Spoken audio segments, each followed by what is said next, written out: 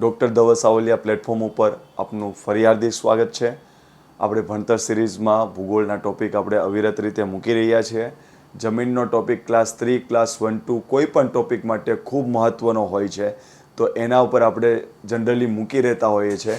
તો જમીનમાં એક પાર્ટ ઓલરેડી મેં મૂકી દીધો છે, આ જમીનનો બીજો પાર્ટ છે, બરાબર. તો જમીનનો બીજો પાર્ટ આપણે જોઈ રહ્યા છીએ. એમાં શું ભણવાના છે, તો ભારતની જમીનના પ્રકારો જોઈશું અને ગુજરાતની જમીનના પ્રકારો જોઈશું. તો અહીંથી ઘણું બધું પૂછાય છે, બરાબર. તો એકદમ ક્લિયર કટ આપણે એને યાદ રાખવાની પ્રયત્ન કરીશું.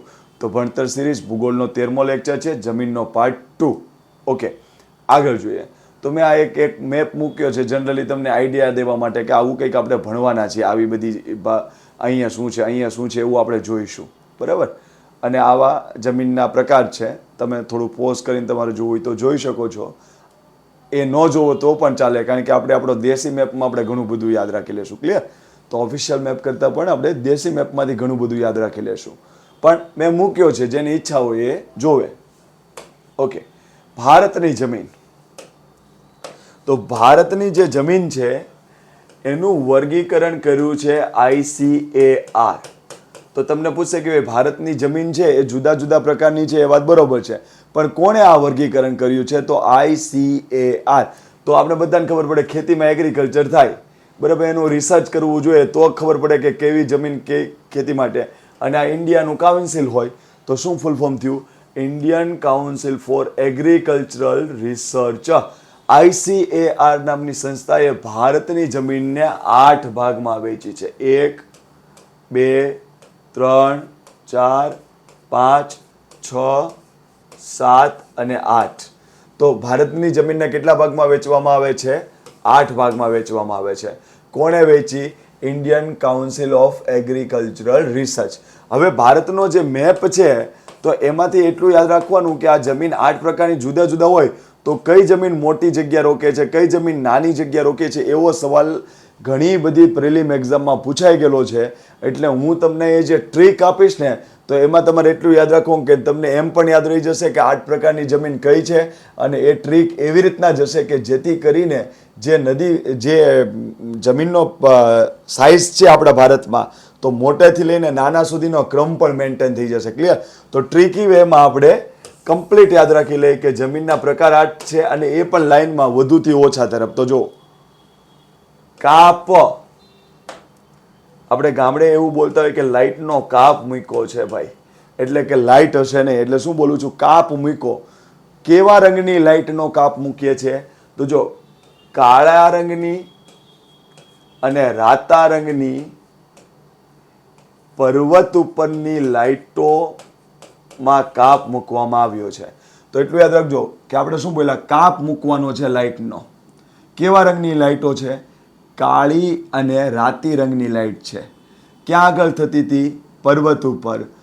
અને એ લાઇટ તો શું બોલો? કાળા અને રાતા રંગની પર્વત ઉપરની લાઇટો બંધ કરો એટલે કાપ. તો કાપ, કાળી રાતી લાઇટ પર્વત ઉપર છે, એના ઉપરથી યાદ રાખજો. ક્લિયર? આનો ક્રમ વિખાવો જોઈએ નહીં. પછી શું કહું છું? રણ હોય ને, રણ, એમાં મેં તમને કાલે જ ભણાવી દીધું કે રણ હોય એટલે કે આની આગળનો લેક્ચર જે આવ્યો ભારતની જમીન અને એની જમીનનો પાર્ટ 1, એમાં મેં ભણાવી દીધું કે રણ હોય ને એ જમીન ક્ષારીય જ હોય. રણ ક્ષારીય હોય તો રણની બાજુમાં આપણે શું મૂકશું? ક્ષારીય મૂકશું. અને છેલ્લું આવશે દલદલીય. છેલ્લું આવશે દલદલીય. ક્લિયર? કાપને ઇંગ્લિશમાં કહેવાય એલ્યુવિયલ. એટલે આ ઇંગ્લિશ નામ પણ યાદ રાખવા સારા, કારણ કે ઘણી વખત થોડું આમ તેમ સવાલ થયો તો ઇંગ્લિશમાં પણ આપણે ખબર હોવી જોઈએ.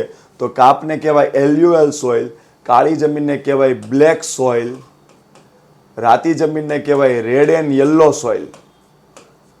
રેડ એન્ડ યલો સોઇલ શું ડિફરન્સ છે આપણે એમાં ભણવાના જ છીએ. તો રાતી જમીનને કહેવાય રેડ એન્ડ યલો સોઇલ.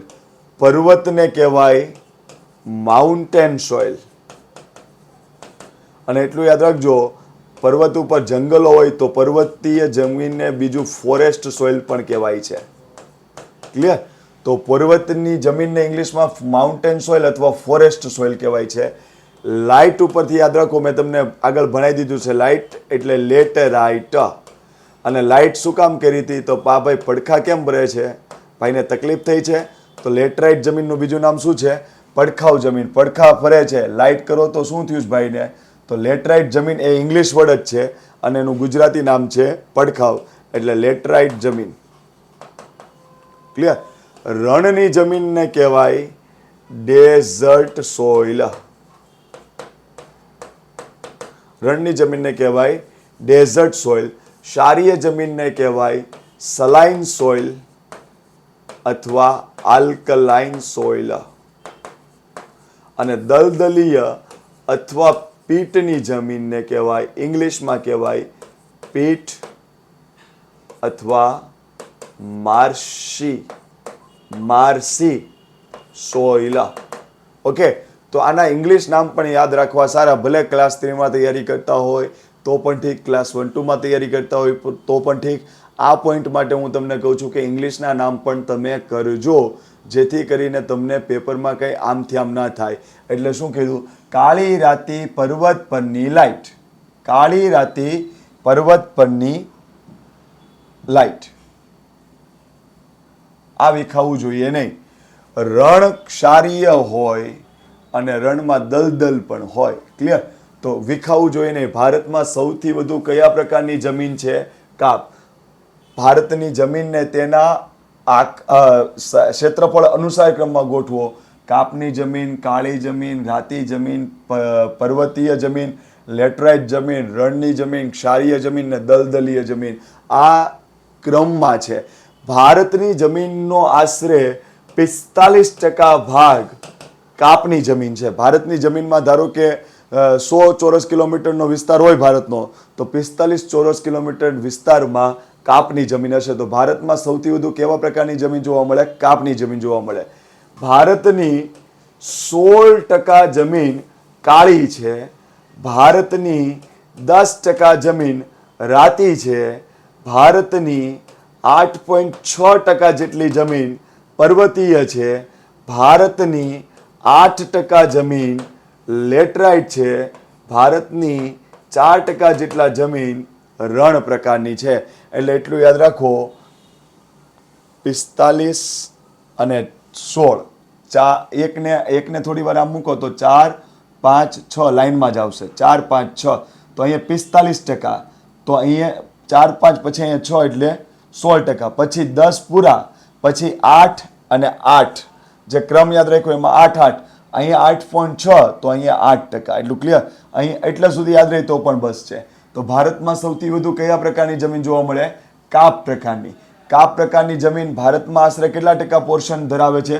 45%થી વધુ હશે પણ ઓછી હશે નહીં. એ સિવાયની જમીનનો ક્ષેત્રફળ અનુસાર ક્રમમાં ગોઠવો. વધુ કયા પ્રકારની? તો કાપ, કાળી રાતી, પર્વત પરની લાઇટ, રણ ક્ષાર, દલદલીય. તો એટલી વસ્તુ આપણે યાદ રાખી લીધી કે કઈ સંસ્થા? તો આ સંસ્થા. કેટલા પ્રકાર? તો 8 પ્રકાર. વધુ તો કઈ? તો ઓછી કઈ? ક્રમ ગોઠવો. એટલી વસ્તુ આપણે અપ ટુ ડેટ આવડવી જોઈએ.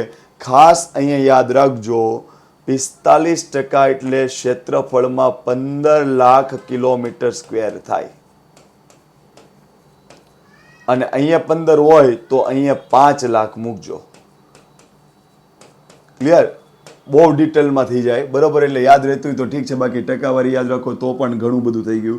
પણ એટલું યાદ રાખજો, કાપવાળી જમીનમાં 45% એટલે 15 તેરી 45 એટલે કેટલા લાખ સ્ક્વેર કિલોમીટર ક્ષેત્રમાં ફેલાયેલી છે? 15 લાખ કિલોમીટર સ્ક્વેર. અને અહીંયા 15 હોય તો અહીંયા 5 આવે, 5 લાખ કિલોમીટર સ્ક્વેર. આટલું ક્લિયર? ઓકે, આમે જો 15ના ત્રીજો ભાગ કરો તો 16% થાય. તો અહીંયા 15 હોય તો 15નો ત્રીજો ભાગ 5 તેરી 15 એટલે 5 લાખ. આટલું ક્લિયર? હવે એક એક જમીન આપણે ડિટેલમાં ભણીએ.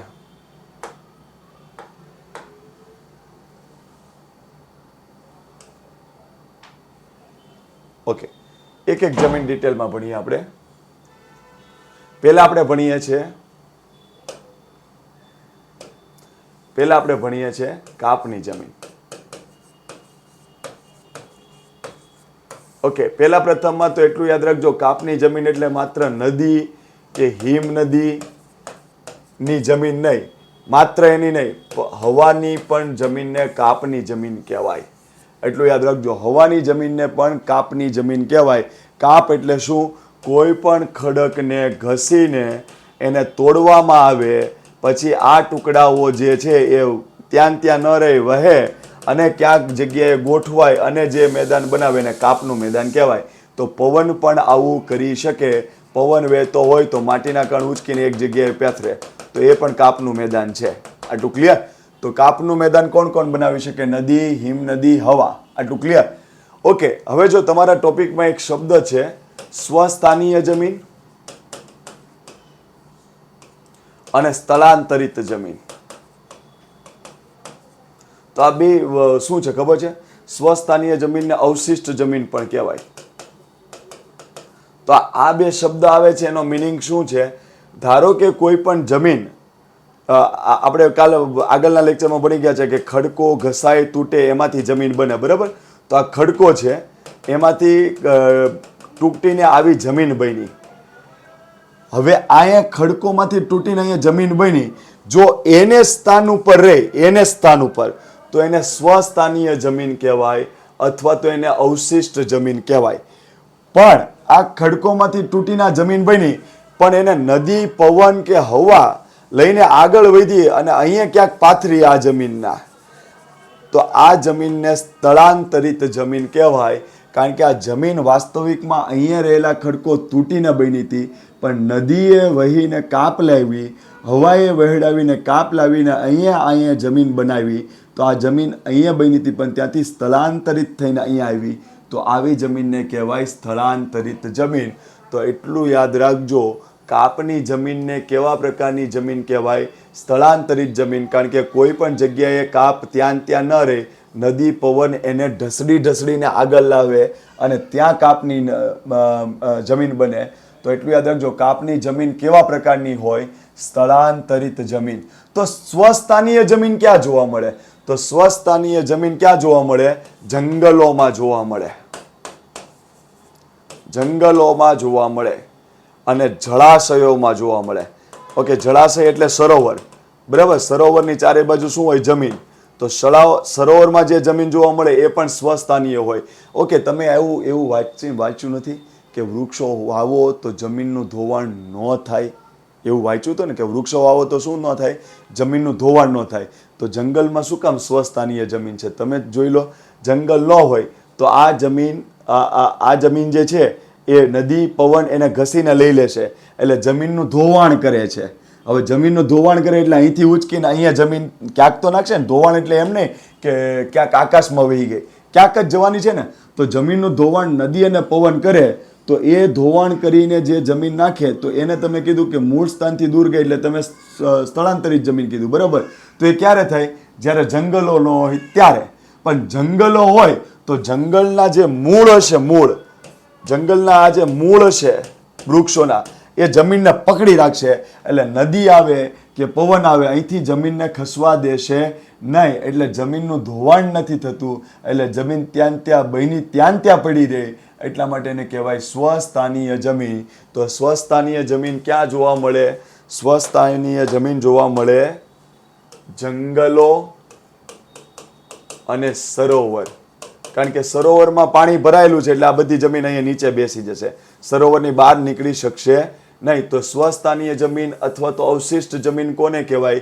જે જમીન નિર્માણ થયા પછી એની એ જ જગ્યાએ રહે એને સ્વસ્થાનીય જમીન કહેવાય અથવા અવશિષ્ટ કહેવાય. ભારતમાં અથવા તો દુનિયામાં ક્યાં જોવા મળે? જ્યાં જંગલો હોય ત્યાં, જ્યાં સરોવર હોય ત્યાં. સ્થળાંતરિત જમીન એટલે શું? જમીન બન્યા પછી ત્યાં ન રહેતા, ખસીને દૂર જાય. કોના દ્વારા? નદી, હિમનદી, હવા વગેરે. તો એવી જમીનને કહેવાય સ્થળાંતરિત જમીન. અહીંયા યાદ રાખજો, સ્વસ્થાનીય જમીનમાં ખનિજો જે હોય એ એક જ પ્રકારના હોય. જ્યારે સ્થળાંતરિત જમીન હોય એમાં ખનિજો બહુ પ્રકારના હોય. તમને એમ થાય કે સાહેબ આ કેમ? સાહેબ અહીંયા જમીન પડી રહી, ખસી જ નહીં, તો આ ખડકો જે તૂટીને બનીને એટલા જ એમાં ખનિજો હશે, એનાથી વધુ ખનિજ હશે નહીં. કારણ કે સ્વસ્થાનીય જમીન છે એટલે જે ખડકમાંથી તૂટ્યું એ જ પ્રકારના ખનિજો હશે. પણ સ્થળાંતરિત જમીન હોય એમાં બહુ પ્રકારના ખનિજ કેમ હોય? તો ખનિજ અહીંયા જમીન બની હતી એટલે આ ખડકના ખનિજ એમાં આવી ગયા, પછી ત્યાં રહેશે કે આગળ વધશે? આગળ વધશે, એટલે નદી એને આગળ વધારી રહી છે. બરોબર. હવે અહીંયા પથરાય તો અહીંના ખનિજો હશે ને, રસ્તામાં જેટલી જગ્યાએથી પસાર થઈ છે જમીન કાપ, એ બધા જ ખનિજો પોતાની સાથે લેતા આવશે. એટલે સ્થળાંતરિત જમીનમાં બહુ પ્રકારના ખનિજ હોય અને સ્વસ્થાનીય જમીનમાં એક જ પ્રકારના ખનિજ હોય. એટલું ક્લિયર? ઓકે. હવે જો કાપની જમીનમાં શું વાત કરવાની છે આગળ જો.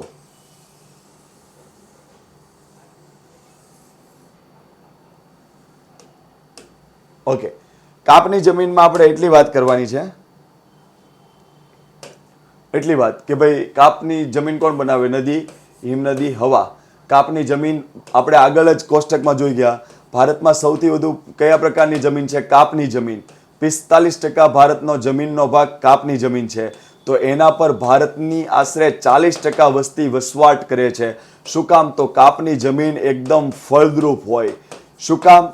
તો કાપની જમીન છે ને એના કણ બારીક હોય અને માપસર બારીક હોય અને માપસર નાના હોય, એટલા માટે એમાં ભેજ સંગ્રહ શક્તિ સારી હોય. પછી એમાં પાણી નીચે પણ સારું ઉતરે, ઉપર પણ સારું રહે, એટલે એની ડ્રેનેજ સિસ્ટમ. ઓકે, જમીનની ડ્રેનેજ સિસ્ટમ એટલે શું? જો એકદમ નદીનું પાણી વહી જાય નીચે ન ઉતરે તો એને ડ્રેનેજ સિસ્ટમ ખરાબ કહેવાય. જો એકદમ પાણી જમીનની નીચે ઉતરી જાય તો એને પણ ડ્રેનેજ સિસ્ટમ ખરાબ કહેવાય. પણ હું એમ કહું કે એક જમીન એવી છે કે એમાં માપસર પાણી નીચે ઉતરે અને માપસર પાણી અહીંયા ઉપર પણ પકડાયેલું રહે, તો એને કહેવાય ડ્રેનેજ સિસ્ટમ સારી.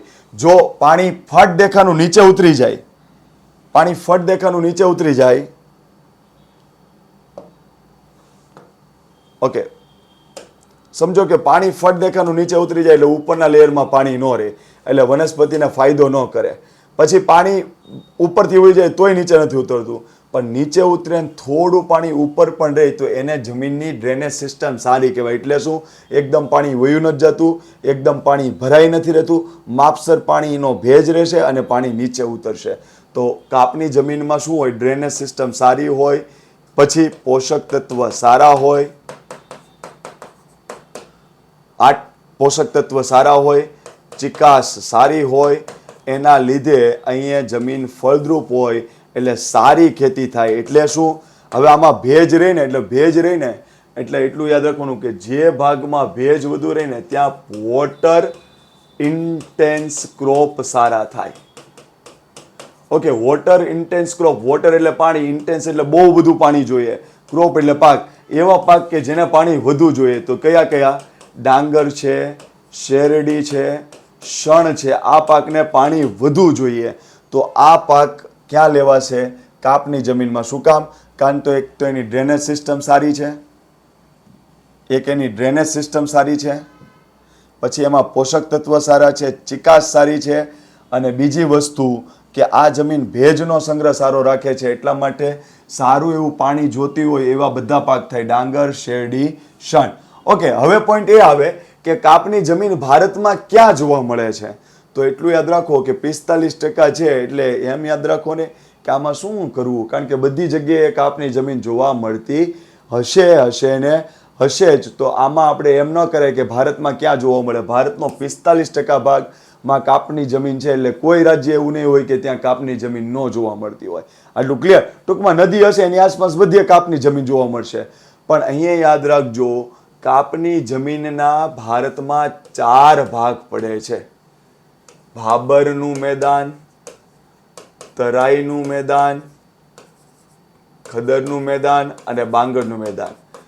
ક્લાસ 1-2 ના જ્યારે લેક્ચર લેતા હોય ત્યારે આ વસ્તુ ગંધ કાઢી નાખે એટલી વસ્તુ આપણે ભણવી પડે, કારણ કે એક એક શબ્દનું મહત્વ છે. તો આપણે જીસીઆરટીમાં અત્યારે એમાં ફોકસ નહીં કરીએ, પણ એટલું યાદ રાખજો કે આ છે ને ભારત છે, ભારત એમાં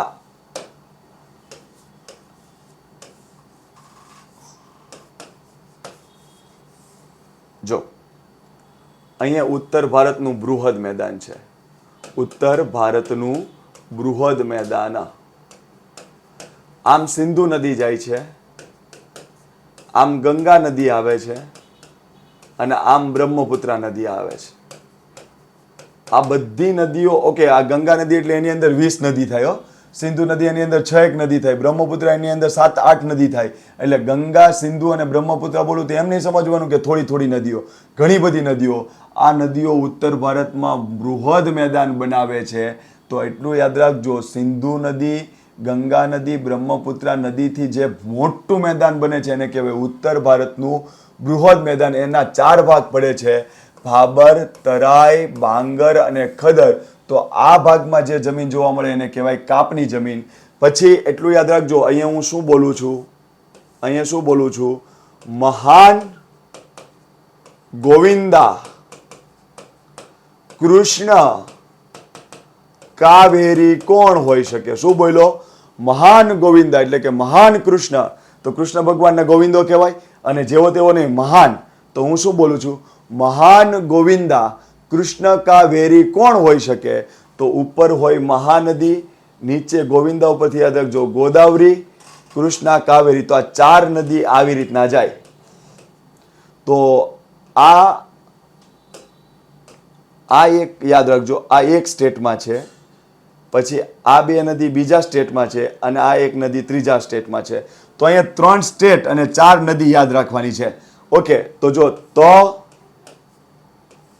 અ અને અ, આ 3 સ્ટેટ લાઈનમાં જ આવે.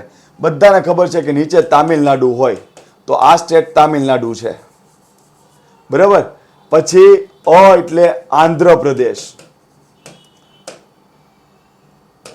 તો આ સ્ટેટ આંધ્રપ્રદેશ છે. અ એટલે ઓડિશા, તો આ સ્ટેટ ઓડિશા છે, બરાબર. તો ઓડિશામાં મહાનદીનો ડેલ્ટા હોય, આંધ્રપ્રદેશમાં ગોદાવરી અને કૃષ્ણા નદીનો ડેલ્ટા હોય, અને તામિલનાડુમાં કાવેરી નદીનો ડેલ્ટા હોય. તો આ ડેલ્ટા એનો મતલબ શું? કાપની જમીન, કાપની જમીન. તો તટીય વિસ્તારોમાં પણ સારી એવી કાપની જમીન જોવા મળે છે. આટલું ક્લિયર? તો ઓકે, તો ચાલો, કાપની જમીનમાં કેટલા સ્ટેટમેન્ટ થશે ખબર છે? કાપની જમીનમાં કેવા પાક થાય? વધુ પાણીવાળા પાક કે ઓછા પાણીવાળા? તો તમે કીધું વધુ પાણીવાળા પાક. કયા કયા થાય? તો ડાંગર સારી થાય, શેરડી સારી થાય, શણ સારો થાય. ઓકે, તો કાપવાળી જમીન કેવી કહેવાય? તો કહેવાનું ફળદ્રુપ. શું કામ? તો એમાં ચિકાસ હોય, ભેજ સારો સંગ્રહી શકે અને પોષક તત્વ સારા હોય. કાપવાળી જમીન ભારતમાં કેટલા ટકા પોર્શન રોકે છે? 45%. એના પર વસ્તી કેટલી વસે છે? 40%. કાપવાળી જમીન માત્ર નદીને હિમનદી બનાવે, હવા ન બનાવે, ખોટું. કોઈ પણ વસ્તુ જે ગતિશીલ છે અને એ માટી લઈને આવે એનાથી જે જમીન બને એને કાપની જમીન કહેવાય. કાપની જમીન ભારતમાં મુખ્યત્વે ક્યાં જોવા મળે? ઉત્તર ભારતનું બૃહદ મેદાન. ઉત્તર ભારતનું બૃહદ મેદાન કોણ કોણ બનાવે?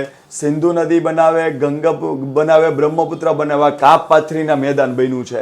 ઓકે, એવું એક્ઝામમાં ન આપ્યું હોય તો ઉત્તર ભારતનું બૃહદ મેદાનના 4 ટુકડા પડે છે. કયા કયા? ભાબર, તરાઈ, ખદર, બાંગર. તો આ ભાગમાં, આવા ભાગમાં કાપની જમીન જોવા મળે છે. એ સિવાય ક્યાં?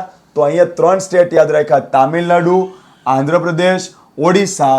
3 સ્ટેટમાંથી ઉપરના સ્ટેટમાં 1 નદી, નીચેના સ્ટેટમાં 1 નદી, વચ્ચેમાં 2. તો મહાનદીનો ડેલ્ટા કયા રાજ્યમાં આવ્યો છે? ઓડિશા. ગોદાવરી અને કૃષ્ણાનો ડેલ્ટા કયા રાજ્યમાં આવ્યો? આંધ્રપ્રદેશ. કાવેરીનો ડેલ્ટા કયા રાજ્યમાં આવ્યો? તામિલનાડુ. બીજું કંઈ નહીં, આ ડેલ્ટા એટલે બીજું કંઈ નહીં, કાપની જમીન. ઓકે, તો કાપની જમીન આપણે કમ્પ્લીટ કરી લીધું. ઓકે,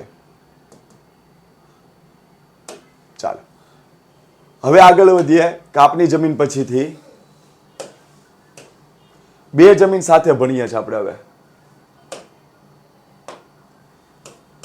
કાળી જમીન અને રાતી જમીન. રાતી જમીનને ઇંગ્લિશમાં કહેવાય રેડ એન્ડ યલો, અને કાળી જમીનને ઇંગ્લિશમાં કહેવાય બ્લેક. આલું ક્લિયર? ઓકે, હવે જો કાળી જમીન અને રાતી જમીન આ 2 ટોપિક ભણીએ છીએ.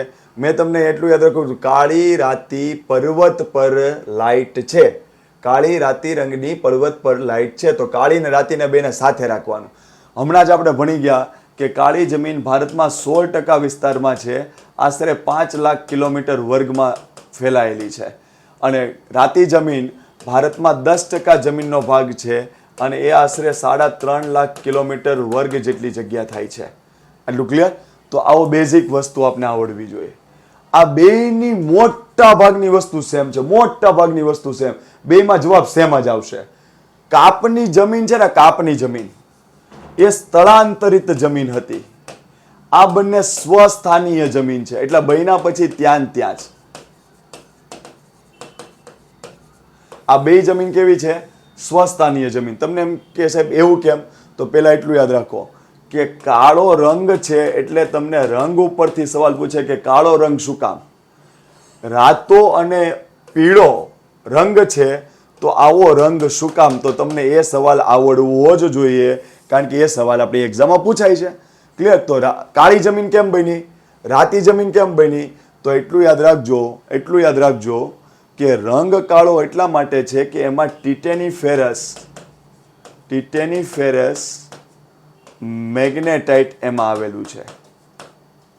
ટિટેનીફેરસ મેગ્નેટાઇટ એમાં આવેલું છે. તો એટલું યાદ રાખો કે ટિટેનસ ઇન્જેક્શન આપ્યું ને, તો ઇન્જેક્શન ભારે હાથે આપી દીધું ડોક્ટર, એટલે કાળું થઈ ગયું. ત્યાં આગળ શું થઈ ગયું? કાળું. તો એટલું યાદ રાખો, કાળું કેમ થયું? ટિટેનસનું ઇન્જેક્શન આપ્યું તો ડોક્ટર ભમ દેખાનું ભોકી દીધું, કાળું થઈ ગયું. તો એટલું યાદ રાખજો, તમને એક્ઝામમાં પૂછે કે કાળા રંગની જમીન કોને આભારી છે, તો તમારે એટલું યાદ રાખવાનું કાળો રંગ કેમ થયો? તો ટિટેનસનું ઇન્જેક્શન ભમ દેખાનું દઈ દીધું. તો ટિટેનીફેરસ મેગ્નેટાઇટ નામનું તત્વ એમાં હોય છે, એટલા માટે કાળા રંગની જમીન જોવા મળે છે. એટલું ક્લિયર? ઓકે. અને એટલું યાદ રાખજો, જૈવિક પદાર્થનો સડો થાય ને, જૈવિક પદાર્થનો સડો, તોય ઘેરા કાળા જેવો રંગ બનશે. એટલું ક્લિયર? પણ આપણે ટિટેનીફેરસ મેગ્નેટાઇટ યાદ રાખવાનું છે.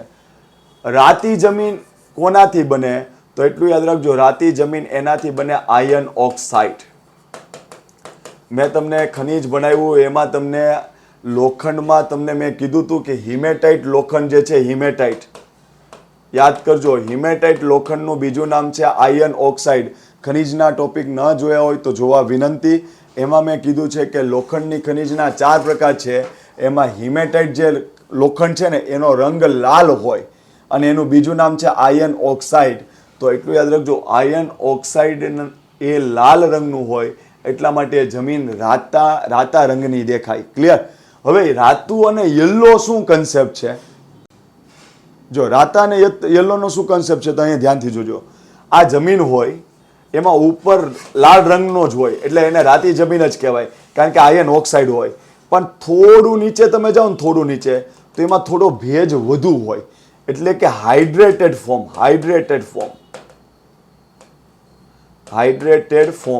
તો હાઇડ્રેટેડ ફોર્મમાં આ લાલ જમીન જ્યારે થાય ત્યારે પીળા રંગની દેખાય. ક્લિયર? એટલે બીજું કંઈ નહીં, લાલ રંગ જ છે, પણ એ જ જમીનમાં થોડે ઊંડે જાવ તો હાઇડ્રેટેડ ફોર્મ આવે, એટલે કે ભીનાશ જેવું. તો એનો રંગ કેવો હોય? પીળો રંગ હોય. એટલું ક્લિયર?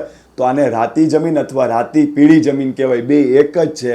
તમારે એટલું જ કહેવાનું સાહેબ, એનો કલર તો રાતો જ છે, કારણ કે એના જમીનના ઉપરના લેયરમાં આયર્ન ઓક્સાઇડ હોય, પણ થોડું નીચે જાઓ એટલે ભીનાશવાળી, એટલે કે હાઇડ્રેટેડ ભાગ એનો આવે.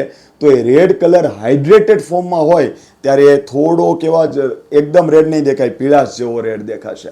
એટલા માટે એને રાતી જમીન અથવા તો રાતી પીળી જમીન અથવા તો રેડ એન્ડ યલો સોઇલ કહેવાય.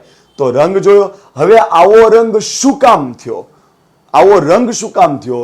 તો મેં તમને ભણાવ્યું હતું, યાદ કરો કે જમીન નિર્માણમાં આબોહવાનો રોલ પણ છે. બરાબર? આબોહવાનો રોલ પણ છે. તો યાદ રાખજો, અહીંયા રંગ આવો શું કામ થયો? તો અહીંયા રંગ એટલા માટે થયો કે બેસાલ્ટના ખડકો, જો બેસાલ્ટ અને ગ્રેનાઇટ છે ને, બંને લાવા જ છે, બંને લાવા છે.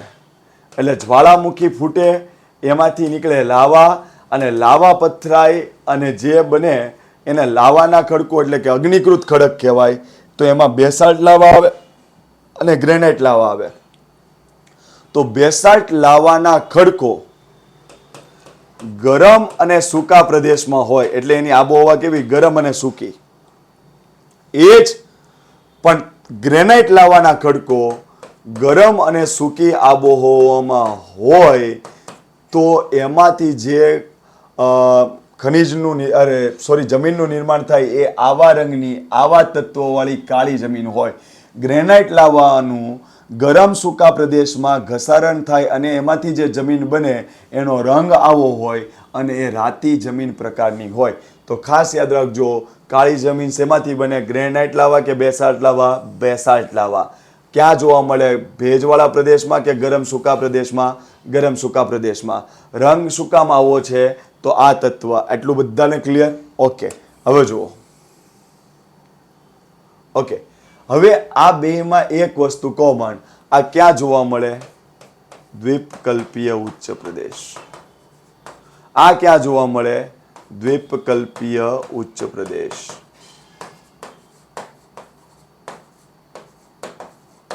દ્વીપકલ્પીય ઉચ્ચ પ્રદેશમાં બે પ્રકારની જમીન જોવા મળે છે.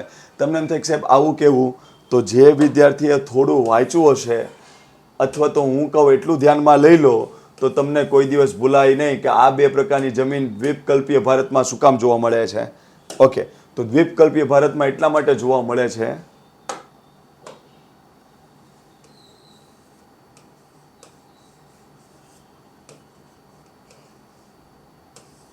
ઓકે, વર્ષો પહેલા ભારતના પશ્ચિમ છેડે ફાટ પ્રસ્ફુટન નામનો જ્વાળામુખી ફાટ્યો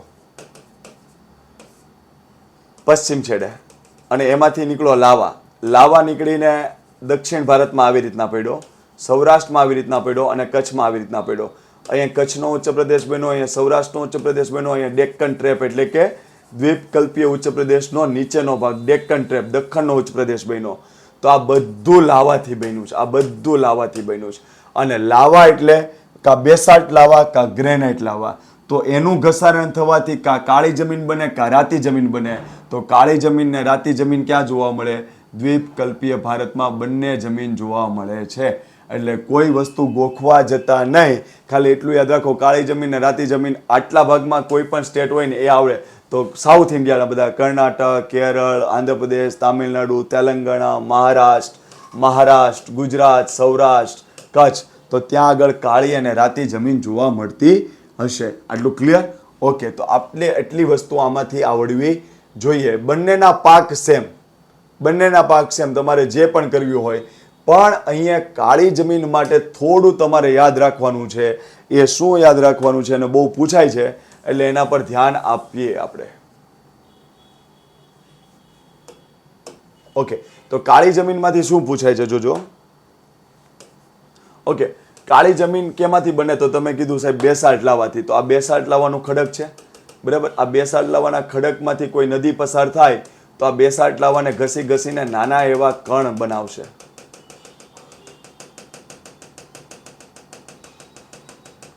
ઓકે, જો હવે એક જમીન છે ને, એક જમીન એમાં મોટા કણ હોય,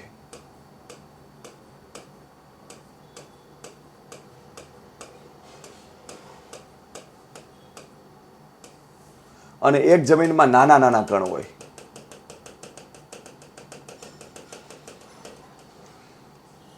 ઓકે, આ એ જમીન છે ને આ બી જમીન છે. એ જમીનમાં નાના કણ છે ને બી જમીનમાં મોટા કણ છે. હવે જેટલા કણ મોટા ને એટલા બે કણની વચ્ચે સ્પેસ વધુ હોય. બે કણની વચ્ચે સ્પેસ વધુ હોય. જો આવી રીતના આ સ્પેસ છે બે, કારણ કે માટીનો કણ કેવો છે? મોટો છે, એટલે બે માટીના કણ વચ્ચે સ્પેસ રહી જશે આવી રીતના. જ્યારે જેટલો માટીનો કણ નીચો હશે તો એ નાનો હશે, એની વચ્ચે સ્પેસ નહીં રહી. ક્લિયર? હવે ધ્યાનથી જોજો, ધ્યાનથી જોજો. વનસ્પતિનું મૂળ માત્ર ને માત્ર અહીંયા સુધી છે, એનાથી નીચે વનસ્પતિનું મૂળ નથી. ક્લિયર? આનાથી નીચે વનસ્પતિનું મૂળ નથી. વનસ્પતિનું મૂળ ત્યાં જ છે. હવે શું થશે ખબર છે?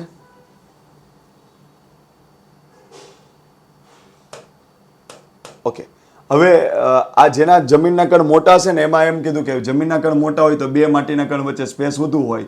તો હવે તમે આના પર તમે પાણી નાખશો ને, પાણી એટલે બે માટીના કણની વચ્ચેનો સ્પેસનો ઉપયોગ કરીને ફટ દેખાનું નીચે ઉતરી જશે, એટલે બધું પાણી અહીંયા આવી ગયું. પછી તમે ખાતર નાખો તો ખાતર પણ પાણી સાથે પીગળીને બે માટીના કણ વચ્ચે સ્પેસ વધુ છે એટલે એને રહીને ઉતરીને અહીંયા આવી જશે. અને વનસ્પતિનું મૂળ આનાથી નીચે છે જ નહીં, તો પાણી નાખશો કે ખાતર નાખશો બધું ક્યાં બેસી જશે? નીચે. એટલા માટે આવી જમીન જે હોય ને, આવી જમીન એને કોઈ દિવસ સંતૃપ્તિ નહીં થાય, ભૂખીની ભૂખી જ રહેશે. કેમ? કારણ કે તમે એને પાણી નાખશો ને, પાણી તો એને તમે એની પાસેથી પસાર થશો ને આ જમીનની પાસે, તો કે એમ એને ખાતર આપ, ખાતર આપ. તમે કહેશો હમણાં જ ખાતર આપ્યું, એ ગયું, એ નીચે ગયું. તમે પછી પાછા નીકળશો ને કે પાણી આપ, પાણી આપ. તમે કહેશો હમણાં જ સિંચાઈ તને કરી, તો કે એ બધું ગયું નીચે. કારણ કે ખાતર કે પાણી એ બધું ક્યાં ઉતરી જશે? નીચે, ઉપરના લેયરમાં રહેશે નહીં. એટલે આવી જમીન જે હોય ને એને ખાતર પણ બહુ જોઈએ, પાણી પણ બહુ જોઈએ. કેમ? તો કારણ કે વનસ્પતિનું મૂળ ઉપર હોય, અહીંયા માટીના કણ બે મોટા હોય તો એની વચ્ચે સ્પેસ હોય, એટલે એના પર પાણી નાખો અથવા ખાતર નાખો તો ઉપરના લેયર પર રહેવા કરતાં ક્યાં ઉતરી જશે? નીચે ઉતરી જશે. એટલા માટે આવી જમીનને પાણી આપશો તોય સંતોષ નહીં થાય, ખાતર આપશો તોય સંતોષ નહીં થાય. તેથી આ જમીનને ભૂખી જમીન કહેવાય અથવા અપરિષ્કૃત જમીન કહેવાય. એટલે શું? એને સેટિસ્ફેક્શન મળતું નથી. અપરિષ્કૃત આ જમીન છે રેતાળ જમીન. તો રેતાળ જમીનની લાક્ષણિકતા અહીંયા મેં તમને કીધું એ. તો રેતાળ જમીન શું હોય? તો રેતાળ જમીનમાં માટીના કણ મોટા હોય. રેતાળ જમીનમાં માટીના કણ મોટા હોય એટલે બે માટીના કણ વચ્ચે સ્પેસ વધુ હોય. તેથી રેતાળ જમીનમાં પાણી નાખો કે ખાતર નાખો, ઉપરના લેયર પર રહેવા કરતાં સ્પેસનો ઉપયોગ કરીને નીચે ઉતરી જાય. એટલા માટે આવી જમીનને વારંવાર પાણીની સિંચાઈ કરવી પડે, વારંવાર ખાતર દેવું પડે. તેથી રેતાળ જમીનને ભૂખી જમીન પણ કહેવાય, અપરિષ્કૃત જમીન પણ કહેવામાં આવે છે. એનાથી ઉલટું આ જમીનમાં માટીના કણ એકદમ બારીક છે, એટલે બે માટીના કણ આવી રીતના એકદમ બાજુમાં ગોઠવાયેલા હશે. એટલે એના પર તમે પાણી રેડશો ને તો નીચે પાણી ઉતરશે નહીં, કારણ કે માટીના કણ એક્ઝેક્ટ બાજુમાં છે. એટલા માટે એની વચ્ચે સ્પેસ નથી અથવા તો એકદમ ઓછું છે. એટલે પાણી રેડશો એટલે ઉપરના લેયરમાં રહેશે. તો આ જમીનમાં ભેજ સંગ્રહ શક્તિ વધુ હોય, કારણ કે બધું પાણી ઉપરના લેયરમાં પકડી રાખશે. પછી આ જમીનમાં પાણી નીચે ન ઉતરે એટલે ઉપર મસ્ત રાબડો થશે, એટલે આ જમીન ચીકણી જમીન બને. પછી આ જમીનમાં કપાસ સારો ઉગે. આવી જમીનમાં કપાસ સારો ઉગે, કારણ કે ભેજ સંગ્રહ શક્તિ સારી છે, ચીકણી જમીન છે અને કપાસ સારો ઉગે છે. અને આ જમીન છે ને એ ભીની હોય, કારણ કે પાણી હશે ત્યારે કાદવ બહુ થશે. કેમ? કારણ કે પાણી આની જેમ નીચે ઉતરી જાય ને તો ઉપર ફટાફટ સૂકી થઈ જાય. પણ આમાં પાણી નીચે નથી ઉતરતું, એટલે ઉપરને ઉપર સંગ્રહાયેલું છે. એટલે આ પાણી કેવું હોય? કાદવ જેવું જમીન બની જાય. બરોબર? એટલે તમારે ચોમાસામાં ખેતી કરવી એટલે આમાં તમે એટલું સમજી લો કે નાકે દમ આવી જાય. વરસાદ પડ્યો એટલે તમે તમારા ખેતરમાં ઘૂસી ન શકો, કારણ કે આમાં કેવું છે? રેતાળમાં પાણી ઉતરી જાય એટલે તમે 2 દિવસમાં તમારું ખેતર પાછું અવર જવર થઈ શકશે. આમાં તમારું અઠવાડિયું તમારું ખાઈ જશે. કેમ? કારણ કે પાણી ઉપર જ પડ્યું રહે, એટલે એ જમીન એકદમ લોંદો થાય. તમે એમાં પગ મૂકો તો આખા ખૂંચી જશો તમે. તો આ જમીનમાં ચોમાસામાં ખેતી કરવી કેવી બને? અઘરી બને. એટલે પહેલેથી આયોજન કરી લેવું પડે વરસાદ પડે એ પહેલા. ઓકે, હવે ધ્યાન આપજો. આ જમીન જે છે ને એકદમ રાબડા જેવી થઈ જાય, રાબડા જેવી. પછી સુકાય ને ત્યારે ઓટોમેટિક આ જમીન પર આવા ચીરા પડી જશે. તમે જ કહો ને કે આ ચીકણી માટી, આ માટી ચીકણી બને, તો એના પરથી આપણે નાના હતા ત્યારે ગામડે પેલા માટીના રમકડા નહોતા બનાવતા, તો મસ્ત બનતા ને, તો એ આ માટીમાંથી જ બનતા. પછી એ માટીમાંથી રમકડા બનાવ્યો તો 2 દિવસ સારા લાગે, ત્રીજા દિવસે હાથી હોય તેની સૂંઢ પડી ગઈ હોય, બરાબર, પછી ભેંસ હોય તેનું મોઢું પડી ગયું હોય. શું કામ? કારણ કે આ માટી જ્યારે પાણીનો સંગ્રહ કરેલો હતો ત્યારે મસ્ત શેપમાં રહે. જેવું એમાંથી ભેજ ખતમ થયો એટલે એક સાથે એમાં શું પડી જશે? તિરાડો. તો આવી જમીનને કહેવાય સ્વયંખેડિત જમીન. શું કામ સ્વયં ખેડિત જમીન કહેવાય? કારણ કે તમે જે ખેડ કરો છો, તો તમે જમીન પર ખેડ કરો છો તો એમ યાદ રાખો ને, તમે જમીન પર ચીરા જ પાડો છો. કારણ કે જમીન પર ખેડ કરવી એટલે જમીન પર ચીરા પાડવા જ. તો બીજી જમીનમાં તમારે ખેડ કરીને ચીરા પાડવા પડશે, જ્યારે આ જમીનમાં તમારે એટલી બધી મહેનત કરવી પડશે નહીં, કારણ કે ઓટોમેટિક જમીન જેવી સુકાશે એટલે એમાં ચીરા પડી જશે. એટલા માટે એને કહેવાય છે ખેડ નથી કરવાની, સ્વયં ખેડાઈ જ ગઈ. સ્વયં ખેડિત જમીન. સ્વયં ખેડિત જમીન અથવા તો ખેડ કરવાથી શું ફાયદો થાય? તો એટલું યાદ રાખો કે જમીનના ઉપરના લેયરમાં માઇક્રો ઓર્ગેનિઝમ હોય, જે જમીનમાં નાઇટ્રોજનનું સ્થાપન કરતા હોય અથવા અળસિયા હોય કે જે જમીનને પોચી બનાવતા હોય. તો આવા નાના નાના જીવો જમીનના ઉપરના લેયરમાં હોય. તો એટલું યાદ રાખો કે જ્યાં સુધી વાતાવરણનો ઓક્સિજન પહોંચે એટલા લેવલ સુધી જમીનમાં કોઈ જીવ પેદા થઈ શકે. તો જેટલા જીવ ઊંડે સુધી પેદા થાય એટલી જમીનને ફળદ્રુપ એ જીવ વધુ બનાવશે. તો જો જમીનને ખેડો નહીં, બરાબર, તો ઉપરનો લેયર ઇન્ટેક રહે, એટલે ઓક્સિજન જે વાતાવરણનો છે એ ઉપરના લેયરને જડે. પણ તમે જમીનને ખેડો એટલે જમીનમાં આવો ખાડો થયો એટલે વાતાવરણનો ઓક્સિજન અહીંયા નીચે સુધી પહોંચશે, નીચે સુધી પહોંચશે, અહીંયા નીચે સુધી, જો અહીંયા નીચે સુધી. એનો મતલબ એમ કે એટલા લેવલ સુધી સૂક્ષ્મ જીવો ડેવલપ થશે. કારણ કે ચીરા પાડ્યા એટલે જમીન પર ઓક્સિજન ખૂબ નીચે સુધી ઉતરો, એટલે એટલા લેવલ સુધી જીવો ડેવલપ થશે. એટલે એટલું લેયર જમીનનું ફળદ્રુપ બનાવશે. જો તમે જમીનને ખેડો નહીં તો ઉપરના લેયરમાં જ ખાલી ઓક્સિજન મળે, એટલે ઉપરના લેયરમાં જ જીવો, જે જમીનને ફાયદો કરે એવા જીવો ઉપરના લેયરમાં જ થાય. જ્યારે ઓક્સિજન નીચે ઉતરે તો ઊંડે સુધી જમીનને ફાયદો કરતા જીવો થાય. તો એટલું યાદ રાખજો, ખેડ કરવી ફાયદારૂપ કે ગેરફાયદારૂપ? ફાયદારૂપ. ખેડથી શું ફાયદો થાય? તો જમીનમાં માઇક્રો ઓર્ગેનિઝમ, જે જમીનને ફાયદો કરે એવા જીવો જે સૂક્ષ્મ છે એ નીચે સુધી વિકસે. શું કામ? તો જમીન જ્યારે ખેડો નહીં ત્યારે ઓક્સિજન ઉપરના લેયરમાં રહે, તો ઓક્સિજન ઉપરથી જીવતા સજીવો ખાલી ઉપર જ થાય. પણ તમે જમીનમાં ખેડ કરો એટલે ઓક્સિજન નીચે સુધી જાય, એટલે નીચે સુધી ઓક્સિજન લઈને જીવતા જીવો થઈ શકે. ક્લિયર? તો આ જે બધી મેં લપન છપ્પન કરીને, એ બધી લપન છપ્પન કોની છે? આ બધી લપન છપ્પન લાવામાંથી ખવાઈને રેગુર નામની જે જમીન બને છે એની વાત કરી રહ્યો છું. તો તમને પૂછું કે રેગુરની જમીન ક્યાંથી બને? તો તમારે કહેવાનું લાવાના ખડકો ઘસાવાથી તૂટીને જે જમીન બને એ રેગુરની જમીન કહેવાય. પછીના સવાલ તમારી સામે છે, રેગુરની જમીન કેવી હોય? તો એકદમ માટીના કણ બારીક હોય. તો રેગુરની જમીન ભેજ સંગ્રહ શક્તિ કેવી હોય? વધુ હોય. તો એમાં વરસાદ પડે એટલે જમીન કેવી થાય? ચીકણી, પ્લાસ્ટિક જેવી ચીકણી. પ્લાસ્ટિકને ગરમ કરો ત્યારે કેવો લોંદો થાય એવી. આમાં કયો પાક વધુ થાય? કપાસ. એટલા માટે રેગુરની જમીનનું બીજું નામ છે કાળી જમીન. એટલા માટે રેગુર જમીનને કાળી જમીન પણ કહેવાય, અને એમાં કપાસનો પાક સારો થાય એટલા માટેનું બીજું નામ છે બ્લેક કોટન સોઇલ. ઓકે, આ જમીન જ્યારે સુકાય ત્યારે ઓટોમેટિક એમાં ચીરા પડી જાય છે, એટલા માટે એને સ્વયં ખેડિત જમીન પણ કહેવાય છે. તો અહીંયાથી મારે ખાલી તમારી પાસે એટલી જ વસ્તુ જોઈએ છે કે કાળી જમીનનું બીજું નામ શું છે? રેગુરની જમીન. એમાં કયો પાક સારો થાય? કપાસ. એટલા માટે કાળી જમીનનું ત્રીજું નામ શું છે? Black cotton soil. શેમાંથી બને રેગુરની જમીન? તો અગ્નિકૃત એટલે કે લાવાના બનેલા ખડકોના ઘસાવાથી. એ જમીનના કણ કેવા હોય? નાના હોય. તો પાણી નીચે ઉતરે નહીં, ઉપરના લેયરમાં સારું રહે, એટલે એની ભેજ સંગ્રહ શક્તિ કેવી થાય? વધે. આ જમીન એમનેમ રહે ના, સુકાતા એમાં ચીરા પડે, તો ચીરા પડે એટલે એને શું કહેવાય? સ્વયં ખેડિત જમીન. ઓકે, આટલું ક્લિયર? તો એટલી વસ્તુ આપણે અપ ટુ ડેટ યાદ રહેવી જોઈએ. હવે આપણે આગળ જઈએ છીએ. ભારતની જમીનમાં આગળ વધીએ આપણે. હવે બે જમીન સાથે રાખીશું.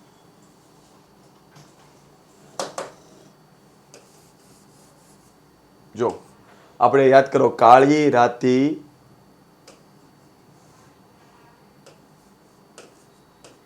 પર્વત પર લાઈટ. શું આપણે કરી હતી? પર્વત પર લાઈટ.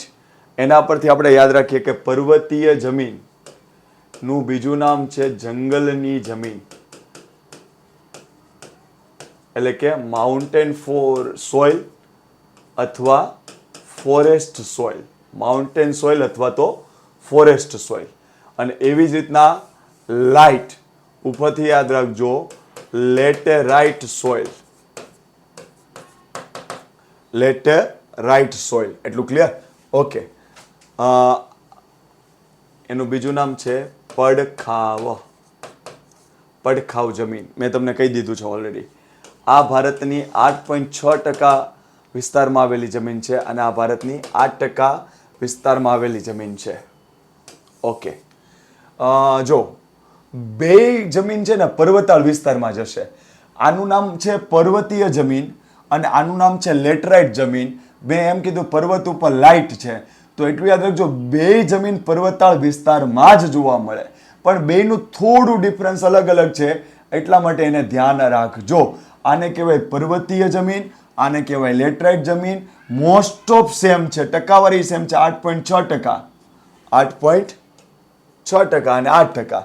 હવે આનું શું કરવાનું છે જોજો, બે પર્વત ઉપર છે તો કેમ અલગ અલગ રાખ્યું, તો આની બનવાની લાક્ષણિકતા અને આની બનવાની લાક્ષણિકતા બે અલગ છે, ભલે બે પર્વત ઉપર જ જોવા મળે. જો બેની હું તમને લોકેશન બતાવું. આ તમને એમ કે સ્થળ ક્યાં છે, તો તમે પર્વતીય કીધું હિમાલય પર્વતમાળા, પશ્ચિમ ઘાટ પર્વતમાળા, પૂર્વ ઘાટ પર્વતમાળા, પછી નોર્થ ઇસ્ટના 7 રાજ્યો છે, નોર્થ ઇસ્ટના 7 રાજ્ય છે, તો નોર્થ ઇસ્ટ એ પર્વતાળ વિસ્તાર છે. અહીંયા આપણે જોઈએ ભારતની આ બાજુનો ભાગ જોઈએ તો અહીંયા હિમાલય પર્વતમાળા છે, તો આ નોર્થ ઇસ્ટના જે 7 રાજ્ય છે ત્યાંય પર્વતમાળા છે. અહીંયા પશ્ચિમ ઘાટ છે, અહીંયા પૂર્વ ઘાટ છે. આ બધું પર્વતાળ વિસ્તારમાં જે જમીન જોવા મળે એને કહેવાય પર્વતીય જમીન. એ જ વસ્તુ તમે ધ્યાનથી જોજો કે લેટરાઇટ જમીન ક્યાં જોવા મળે, તો એ તમારો જવાબ અહીંયા આ જ આવે. પશ્ચિમ ઘાટની પર્વતમાળા, પૂર્વ ઘાટની પર્વતમાળા, પછી રાજમહેલની ટેકરી છે, પછી છોટા નાગપુરનો ઉચ્ચ પ્રદેશ છે. તો આ પણ જમીન પર્વતાળ વિસ્તારમાં જ જોવા મળે છે. તો બેનું લોકેશન એક્ઝેક્ટ સેમ, એટલે કઈ ગોખવાની જરૂર નથી. પર્વત ઉપર જ લાઇટ છે તો લેટરાઇટ જમીન ક્યાં હોય, તો પર્વતાળ વિસ્તાર, ટેકરાળ વિસ્તારની આસપાસ અથવા તો એના ઉપર.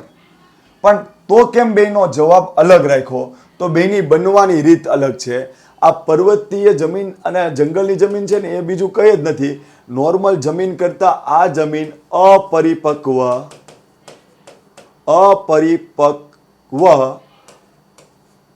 અને પાતળી હશે.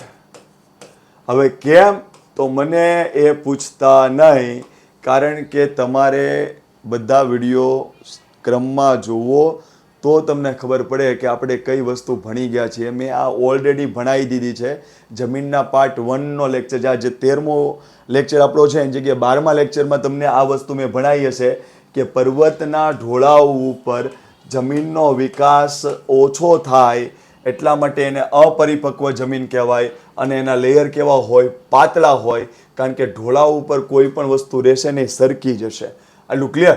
તો આની બનવાની રીતનો કન્સેપ્ટ આવો છે કે પર્વતના ઢોળાવ ઉપર અપરિપક્વ જમીન થાય, પાતળી જમીન થાય, બરાબર, અને એના પર હ્યુમસનું પ્રમાણ હોય, કારણ કે જંગલ હોય, જંગલ તો જંગલનો જે સડેલો પદાર્થ હોય એમાં એડ થતો હોય.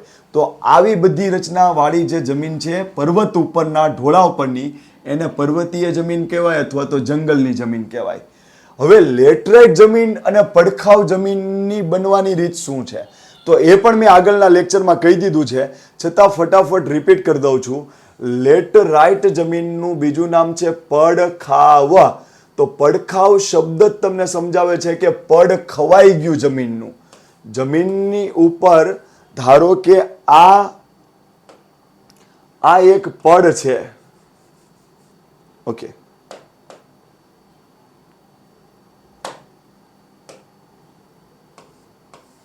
આ જમીન છે, એના ઉપર આ એક પડ છે, આ પડ છે, બરાબર. હવે આ પડ ખવાઈ જાય તો એને કહેવાય પડખાવ જમીન. તો પડ ક્યારે ખવાય? જ્યારે વધુ વરસાદ પડતો હોય ત્યારે.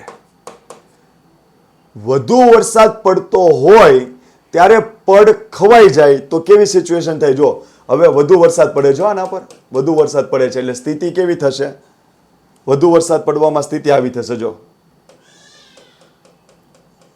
હવે પડ ખવાનું,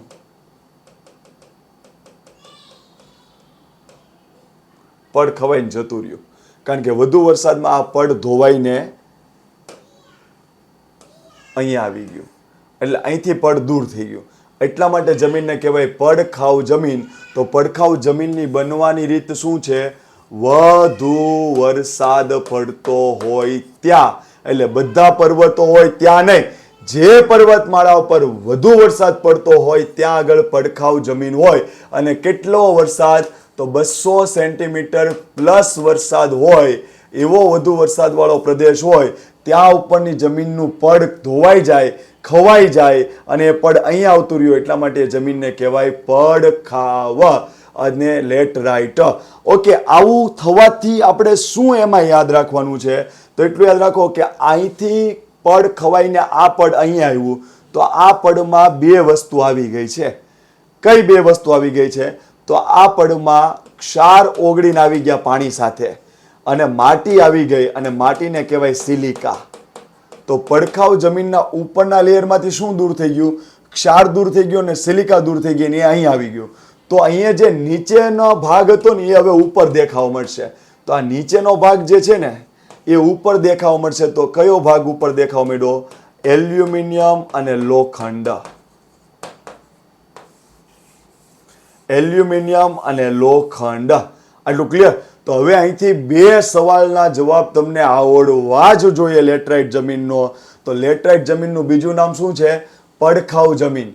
ક્યાં બને? વધુ વરસાદ પડે ત્યાં. કેમ એવું કીધું? શબ્દ જ સમજાવે છે. પડ ખવાઈ ગયું, ધોવાઈ ગયું. કેમ? વધુ વરસાદ પડ્યો એટલા માટે. તો જમીનમાંથી કયા તત્વ દૂર થઈ ગયા?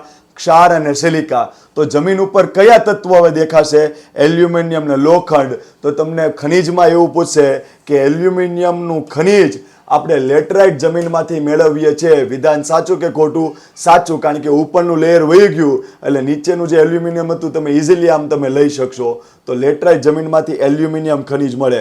બીજો સવાલ, લેટરાઇટ જમીનમાં લોખંડ હોય એટલા માટે લેટરાઇટ જમીન લાલ રંગની દેખાય. તો લેટરાઇટ જમીનનો રંગ પૂછે તો તમારે કહી દેવાનું લાલ રંગ હોય. એટલું ક્લિયર? ત્રીજો સવાલ, લેટરાઇટ જમીનમાં જે પાણીનો પ્રવાહ ગયો એમાં ક્ષાર ઓગળીને વયો ગયો, તો જમીનમાંથી ક્ષાર દૂર થાય તો મોટા ભાઈ કોણ બની જાય? એસિડ મોટો ભાઈ બની જાય. તો જમીન કેવી હોય? એસિડિક. પર્વત પરની જમીન કેવી હોય? એસિડિક. તમને એમ થાય સાહેબ આ ખબર પડી, આ કેમ કીધું? તો સાહેબ અહીંથી પર્વત ઉપર કોઈ વરસાદનું પાણી આવે એ સિમ્પલ પ્રવાહમાં હોય કે જોરદાર પ્રવાહમાં? જોરદાર પ્રવાહમાં હોય.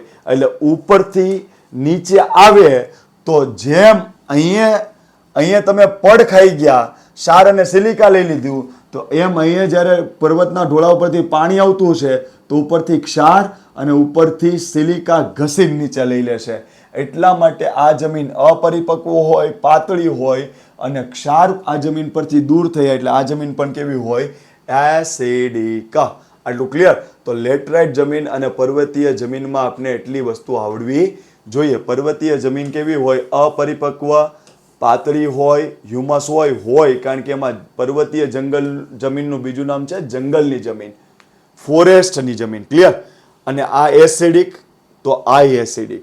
બંને જગ્યાએ સેમ જગ્યાએ મળે. આ પર્વતો ઉપર મળે, આ પર્વતો ઉપર મળે. પણ અહીંયા યાદ રાખવાનું કે અહીંયા વરસાદની કોઈ શરત નથી. અહીંયા વરસાદની શરત છે 200 સેન્ટીમીટર પ્લસ વરસાદ પડતો હોય એવા જ પર્વતીય રીજન ઉપર આ જમીન જોવા મળે છે. એટલું ક્લિયર? જેમ આમાં રંગ લ ઉપરથી યાદ રાખો લેટરાઇટ તો લાલ રંગ, તો એમ યાદ રાખજો પર્વતીય જમીનને પણ બ્રાઉન બ્લેક સોઇલ કહેવામાં આવે છે. બ્રાઉન બ્લેક સોઇલ કહેવામાં આવે છે. શું કામ કહેવામાં આવે છે પર્વતીય જમીનને બ્રાઉન બ્લેક સોઇલ કહેવામાં આવે? તો પર્વતીય જમીનનું બીજું નામ છે જંગલની જમીન. તો આ જમીનની ઉપર હ્યુમસનું પ્રમાણ હોય છે, અને હ્યુમસનું પ્રમાણ જે હોય ને એ કાળા રંગનું હોય. કેવા રંગનું હોય? કાળા રંગનું હોય. અને થોડું તમે નીચે જાઓ તો એ બ્રાઉનિશ રંગનું દેખાશે. એટલા માટે પર્વતીય જમીન અને જંગલની જમીનમાં આમ યાદ રાખજો કે બધાને કલર હતા, તો પર્વતીય જમીનને કેવો કલર હતો? તો તમે વિચારો કે ભાઈ પર્વતીય જમીનમાં ઉપર છે ને સાહેબ જંગલના એ બધાના જીવોનું ઉપરનું લેયર પડ્યું હશે, તો એ જે પદાર્થ હોય એ કેવા રંગનું હોય? કાળા રંગનું. એનાથી થોડું નીચેમાં જાઓ એટલે કેવા રંગનું હોય? બ્રાઉન. એટલા માટે એને કહેવાય બ્રાઉન બ્લેક સોઇલ. તો એટલી વસ્તુ આપણે પર્વતીય જમીન અને લેટરાઇટ જમીનમાં આવડવું જોઈએ. આગળ ફરીથી આપણે બે જમીન સાથે ભણીએ છીએ. બે જમીન સાથે ભણીએ છીએ. એક રણ પ્રકારની જમીન અને બીજું ક્ષારીય જમીન. આ બંનેનું લોકેશન ગોખવાનું નથી, બંનેનું લોકેશન સેમ છે. બંનેનું લોકેશન સેમ છે. જો સોરી, આગળની જે બે જમીન હતી ને એમાં એક પોઈન્ટ મારે કહેવાનો રહી ગયો છે, તમે યાદ રાખી લોજો. લેટરાઇટ જમીન પણ ક્યાં હોય? પર્વતાળ વિસ્તારની નજીક. અને પર્વતીય જમીન પણ ક્યાં હોય? નામ જ કહે છે પર્વતાળ વિસ્તારની નજીક. બરાબર? ત્યાં આગળ જમીનની ફળદ્રુપતા ઓછી હોય છે. શું કામ ઓછી હોય છે? તો આમાં યાદ રાખો, વરસાદના લીધે જમીનનું ધોવાણ થઈ જતું હતું, બરાબર, પડખાવ. અને આ પર્વતીયમાં મેં તમને કીધું કે જમીન પરિપક્વ ન હોય, અપરિપક્વ અને પાતળું, કારણ કે ઉપરથી બધું લેયર ધોવાઈ જશે. તો બંનેની ફળદ્રુપતા કેવી હોય? ઓછી. પણ બંનેમાં તમે યોગ્ય સિંચાઈ કરીને, યોગ્ય ખાતર કરીને તમે બંને પ્રકારની જમીનમાં શું કરી શકો? તો બંને પ્રકારની જમીનમાં સારા ફળો ઉગાડી શકો, ચા કરી શકો, કોફી કરી શકો, રબર કરી શકો, અને તેજાના ગરમ મસાલાના જે તેજાના હોય ને એ પણ તમે સારું ઉગાડી શકો. તો એટલું યાદ રાખજો, ફળો, ચા, કોફી, રબર, તેજાના કઈ જમીન પર સિંચાઈ અને ખાતર નાખીને સારા પ્રમાણમાં કરી શકાય? તો લેટરાઇટ જમીન અને પર્વતીય જમીન. ક્લિયર? તો એ આગળ મારે મેન્શન કરવાનું રહી ગયું હતું, એટલે અહીંયા હું તમને કહું છું.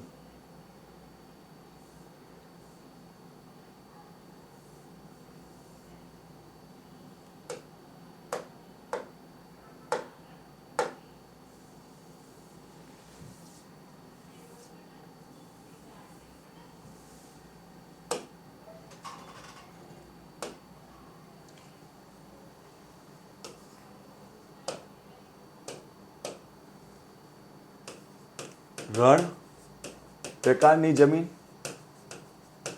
અને ક્ષારીય જમીન.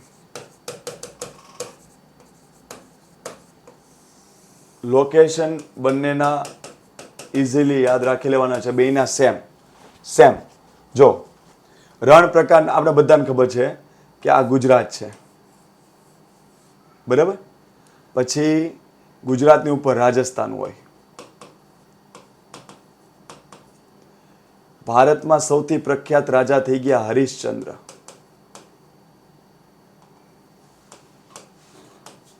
રાજા હરિશ્ચંદ્ર ભારતમાં પ્રખ્યાત થઈ ગયા, બરાબર. તો રાજા હરિશ્ચંદ્ર ભારતમાં પ્રખ્યાત થઈ ગયા, તો રાજસ્થાનની એક્ઝેક્ટ સામે અહીંયા, એટલે સામે તો અહીંયા મધ્યપ્રદેશ જ હોય, પણ આમ અહીંયા હરિયાણા હોય, અને હરિયાણા હોય તો અહીંયા પંજાબ હોય. આટલું ક્લિયર?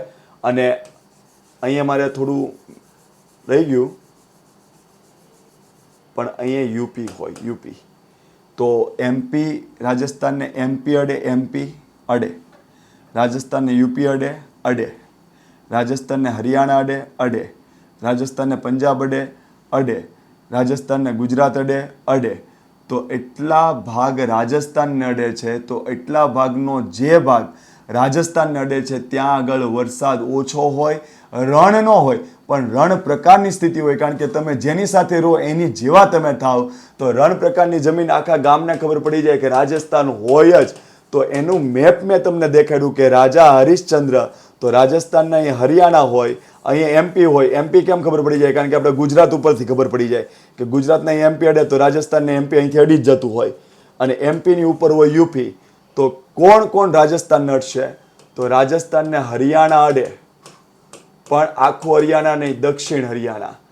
રાજસ્થાનને પંજાબ અડે, પણ આખું પંજાબ નહીં, દક્ષિણ પંજાબ. હરિયાણાને યુપી અડે, પણ આખું યુપી નહીં, પશ્ચિમ યુપી. હરિયાણાને એમપી અડે, પણ આખું એમપી નહીં, પશ્ચિમ એમપી. સોરી, રાજસ્થાનને અડે પણ પશ્ચિમ એમપી. ગુજરાત રાજસ્થાનને અડે, પણ કેવો?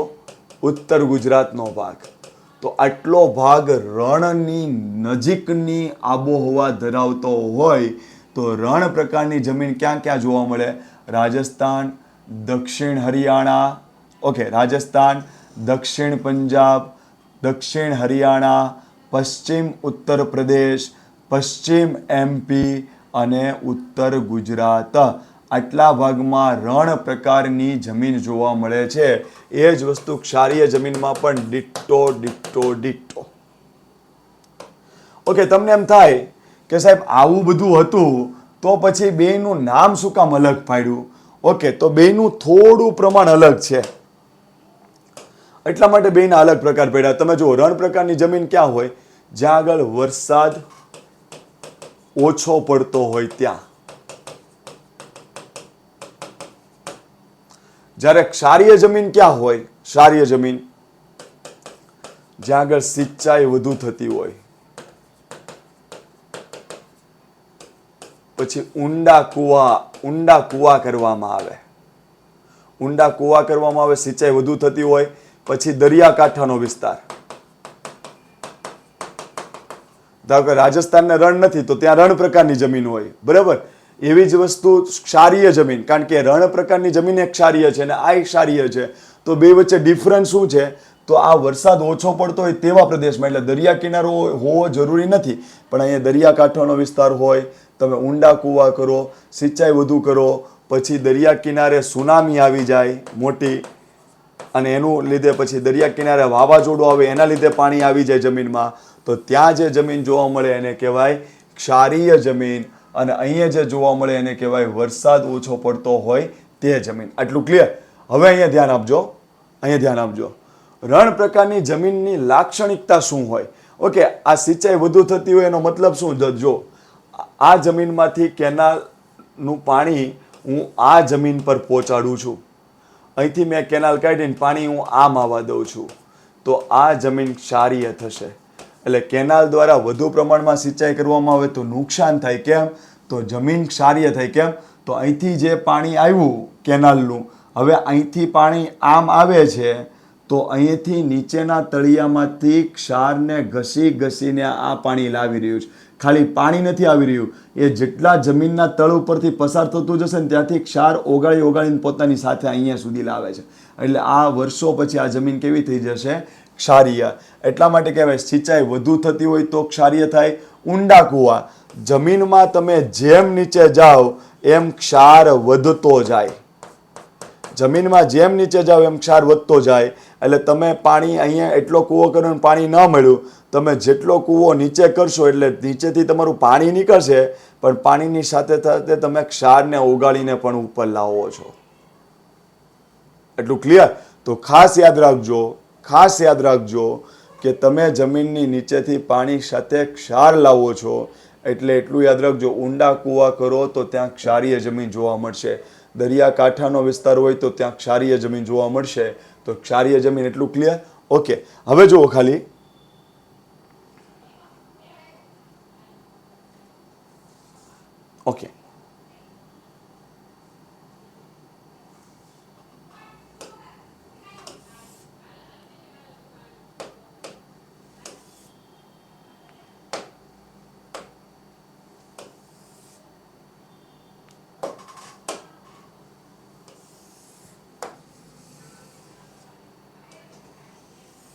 ઓકે, હવે શું છે ખબર છે? રણની જમીનમાં એટલી વસ્તુ તમારે કહી દેવાની કે ત્યાં ભેજ ઓછો હોય, હ્યુમસ ઓછું હોય, કારણ કે વનસ્પતિ તો ઉગવી જોઈએ. વનસ્પતિ ઉગે તો એની દાંડી પડે, તો જીવ કોઈ આવે, જીવ મરે તો એને જમીનમાં હ્યુમસ આવે. હવે ભેજ જ ઓછો છે એટલે વનસ્પતિ ઓછી થાય, વનસ્પતિ ઓછી થાય એટલે સજીવો ઓછા આવે, સજીવો ઓછા થાય તો એનું મરીને જે હ્યુમસ જમીનમાં એડ થવાનું છે એ ઓછું થાય. તો રણની જમીનમાં ભેજ ઓછો હોય, હ્યુમસ ઓછું હોય, ક્ષાર વધુ હોય. તો આવી જમીનમાં કયા પાક થાય? તો આવી જમીનમાં ડ્રોટ રેઝિસ્ટન્સ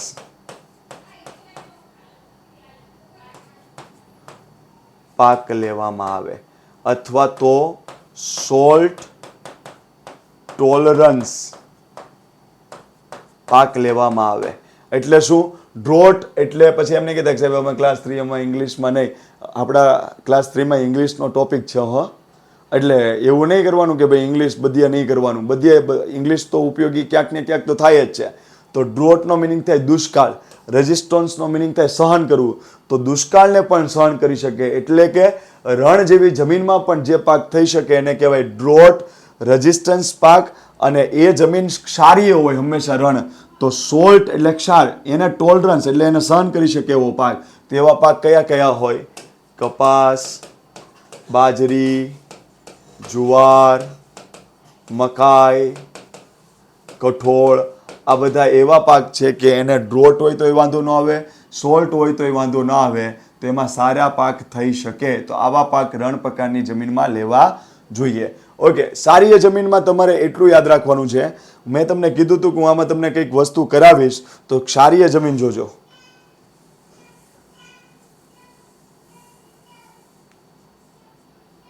ઓકે, ક્ષારીય જમીન જોજો. ક્ષારીય જમીનના બે ભાગ પડે, સલાઇન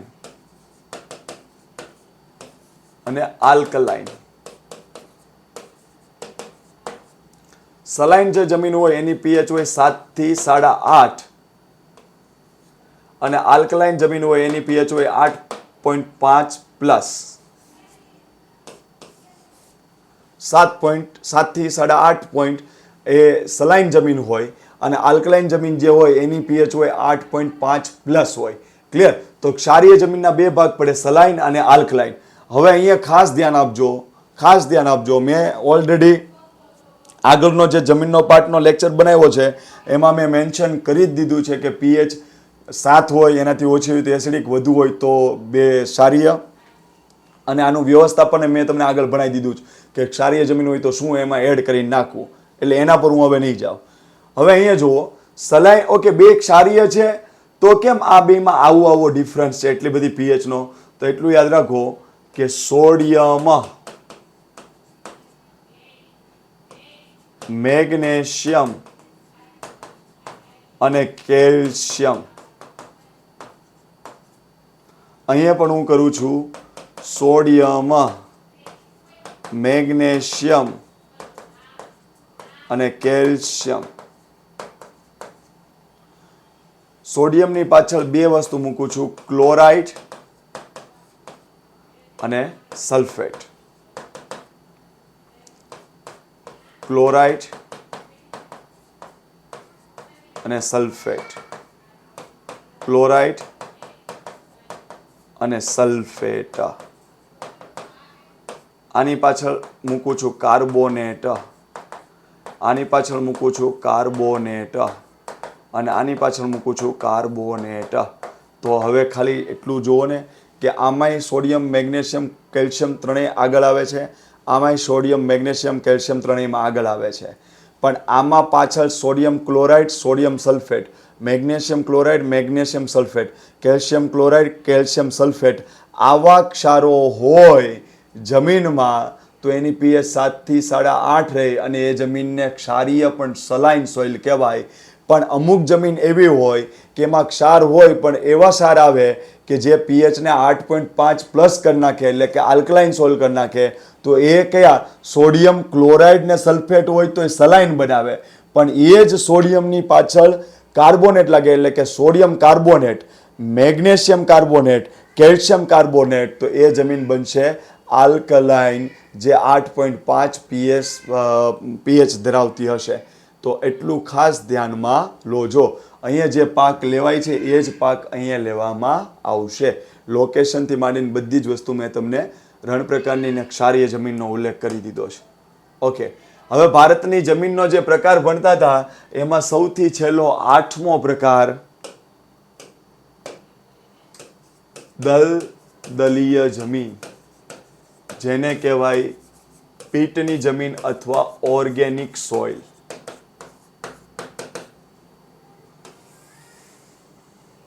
ઓકે, દલદલીય જમીન એટલે શું?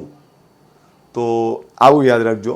જો આપણે હમણાં ભણ્યા હતા મહાનદીનો ડેલ્ટા, ગોદાવરીનો ડેલ્ટા, કૃષ્ણાનો ડેલ્ટા, કાવેરીનો ડેલ્ટા હમણાં જ ભણ્યા હતા.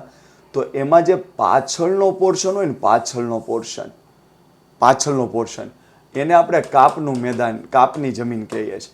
કારણ કે તમને એમ થાય કે સાહેબ તું તો ડેલ્ટા, તો મહાનદીનો ડેલ્ટા, પછી ગોદાવરીનો ડેલ્ટા, પછી કૃષ્ણાનો ડેલ્ટા, પછી કાવેરીનો ડેલ્ટા તે તો કાપની જમીનમાં કીધી હતી, પણ ખાસ યાદ રાખજો એ જે ડેલ્ટા બનાવે ને એનો પાછળનો ભાગ, પણ આગળનો ભાગ હોય ને આગળનો ભાગ એ જ જમીનનો એ જ ડેલ્ટાનો એને દલદલીય જમીન, પીટની જમીન અથવા ઓર્ગેનિક જમીન કહેવાય. કેમ?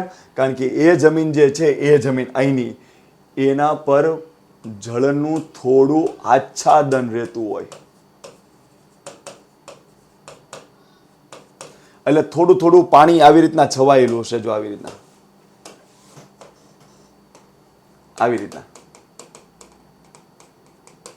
એટલા માટે એને કહેવાય દલદલીય જમીન અથવા પીટની જમીન અથવા ઓર્ગેનિક સોઇલ. કારણ કે એમાં હ્યુમસનું પ્રમાણ સારું હશે, કારણ કે અહીંથી બધું હ્યુમસ લઈને નદી આવેલી છે, અહીંયા બધું ઠાલવશે, તો અહીંયા હ્યુમસનું પ્રમાણ કેવું હશે? વધુ. અને યાદ કરો, મેં આગળના લેક્ચરમાં તમને ભણાવ્યું છે કે હ્યુમસનું પ્રમાણ વધુ હોય તો એ જમીન કેવી બને? એસિડિક. તો દલદલીય જમીન કેવી હોય? તો એટલું કહેવાનું કે જ્યાં પાણીનું થોડું આચ્છાદન રહેતું હોય. એટલા માટે ભેજ સંગ્રહ શક્તિ કેવી હોય? જબરદસ્ત હોય. કારણ કે પાણીનું જ આચ્છાદન રહે છે, એનો મતલબ કે ભેજ સતત એનામાં રહે છે, બરાબર? તો એ જમીનમાં હ્યુમસ વધુ હશે, અને હ્યુમસ વધુ હોય તો એ જમીન શું બની જાય? એસિડિક. તો દલદલીય જમીન એટલે કેવી જમીન? જેના પર પાણી ભરાઈ રહેતું હોય અને એનો ભેજ પડ્યો રહેતો હોય, તો એવી જમીનને દલદલીય જમીન, હ્યુમસ, એસિડિક એટલી વસ્તુ કહેવાય. ખાલી એક વસ્તુ યાદ રાખી લો કે આ જે જમીન હોય ને દલદલીય જમીન, એ બધી જમીનમાં સૌથી વધુ વજનવાળી હોય. તમને એમ થાય કે એ કેવું વધુ વજનવાળી જમીન? એ કેવું? બરોબર છે, પણ હું તમને એમ કહું કે તમને એક મુઠ્ઠી પાણી આપું, એક મુઠ્ઠી માટી આપું, બરાબર? એટલી જ મુઠ્ઠી ઓકે, આ એક ખોબામાં તમે માટી લીધી છે, એટલી જ માટી રહેવા દઉં અને એમાં હું પાણી મૂકું, એમાં પાણી, માટી બીજી નથી નાખતો, એમાં હું પાણી નાખું, તો એ આ જે હાથમાં તમારી માટી હતી એ એટલી ને એટલી રહી કે વજન વધે, કારણ કે એમાં પાણી છે. ખેડૂત હોય એ કપાસ વેચતા પહેલા પાણીનો છંટકાવ શું કામ કપાસ ઉપર કરાવે? કારણ કે બીજે દિવસે જે કપાસનો વજન જોખવાનો છે એ વધશે. કારણ કે કપાસનો રૂનો કોઈ વજન હોય, પણ એમાં થોડી પાણીની છાંટ મારે ને, એટલે 1 મણ કપાસમાં થોડી પાણીની છાંટ મારી દે એટલે સમજી લેવાનું કે એ કદાચ 1 મણની જગ્યાએ ઉપર 10 કિલો જેવું, શું કહેવાય, 2-3 કિલો જેવું વજન વધી જશે. આટલું ક્લિયર? તો એવી જ રીતના આ જમીનમાં પાણીનો કણ જોરદાર રહે છે, એટલે આ જમીનને તમે ઉચકશો ને તો તમને બાકીની જમીન કરતાં વધુ વજન લાગશે. તો દલદલીય જમીનમાં બીજું કશું જ નથી કરવાનું. ક્યાં હોય? તો દરિયા કિનારે હોય અને તટીય વિસ્તારમાં આવેલા ડેલ્ટામાં હોય. તો આની ઉપર જાઓ, મહાનદીથી ઉપર જાઓ, તો અહીંયા ગંગા નદી અને બ્રહ્મપુત્રા નદીનો સંયુક્ત ડેલ્ટા ભારત અને બાંગ્લાદેશની બોર્ડર ઉપર આવે, જેના પર સુંદરવન આવેલું છે. ક્લિયર? કારણ કે ડેલ્ટા ઉપર ડેલ્ટા હોય એ ક્યાં હોય? દરિયા કિનારે હોય. તો દરિયા કિનારે આંબો ન થાય, મેંગ્રુવ થાય. મેંગ્રુવનો કહેવાય ચેરનું જંગલ અથવા મેંગ્રુવનું જંગલ. એમાં ઘણી બધી જાતિના વૃક્ષ હોય, પણ એમાં એક પ્રખ્યાત વૃક્ષ છે સુંદરી વૃક્ષ. તો ગંગા બ્રહ્મપુત્રાનો ડેલ્ટા એ મહાનદીથી પણ ઉપર છે, કૃષ્ણા, ગોદાવરી, મહાનદી એનાથી ઉપર, ભારત અને બાંગ્લાદેશની બોર્ડર ઉપર બેય દેશમાં ફેલાયેલો ડેલ્ટા છે ગંગા બ્રહ્મપુત્રાનો ડેલ્ટા. શું કામ? કારણ કે એ ડેલ્ટા બનવા માટે ગંગાએ કાપ આપે છે ને બ્રહ્મપુત્રાએ કાપ આપે છે. એટલે આ ગંગા બ્રહ્મપુત્રાનો ડેલ્ટા છે. એનું સુંદરવન નામ શું કામે છે? તો ગંગા બ્રહ્મપુત્રાનો ડેલ્ટા દરિયા કિનારે હોય એટલે એના પર સ્વાભાવિક છે કે મેંગ્રુવના વૃક્ષો થાય. મેંગ્રુવના જંગલમાં ઘણી બધી જાતિના વૃક્ષો હોય, તો મેંગ્રુવમાં ઘણી બધી જાતિ આવે, એમાંનું એક જાતિ સુંદરી વૃક્ષ. તો સુંદરી વૃક્ષ થયું ગંગા બ્રહ્મપુત્રાના ડેલ્ટા પર, એટલા માટે એનું નામ રાખવામાં આવ્યું સુંદરવનનો ડેલ્ટા. તો આ જે જમીન છે ને સુંદરવનના ડેલ્ટાની, એને પણ કેવી જમીન કહેવાય? દલદલીય જમીન. ઓકે, આપણે ભારતની જમીનના 8 પ્રકાર કરી લીધા. હવે આપણે ગુજરાતની જમીન તરફ જઈએ છીએ.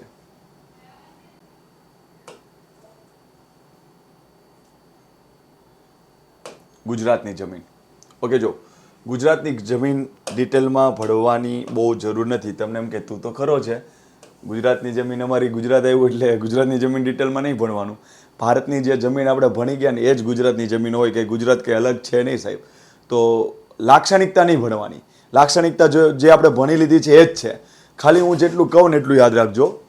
ભારતની જમીન જે છે એનું વર્ગીકરણ કર્યું છે ICAR, આપણે વાત કરી ગયા, અને એને 8 ભાગમાં વેચ્યું હતું. ભારતની જમીનને કેટલા ભાગમાં વેચી હતી? 8 ભાગમાં. કોણે વેચી હતી? ઇન્ડિયન કાઉન્સિલ ઓફ એગ્રીકલ્ચરલ રિસર્ચે 8 ભાગમાં વેચ્યું હતું. ગુજરાતને 7 ભાગમાં વેચ્યું, પણ કઈ સંસ્થા? અખિલ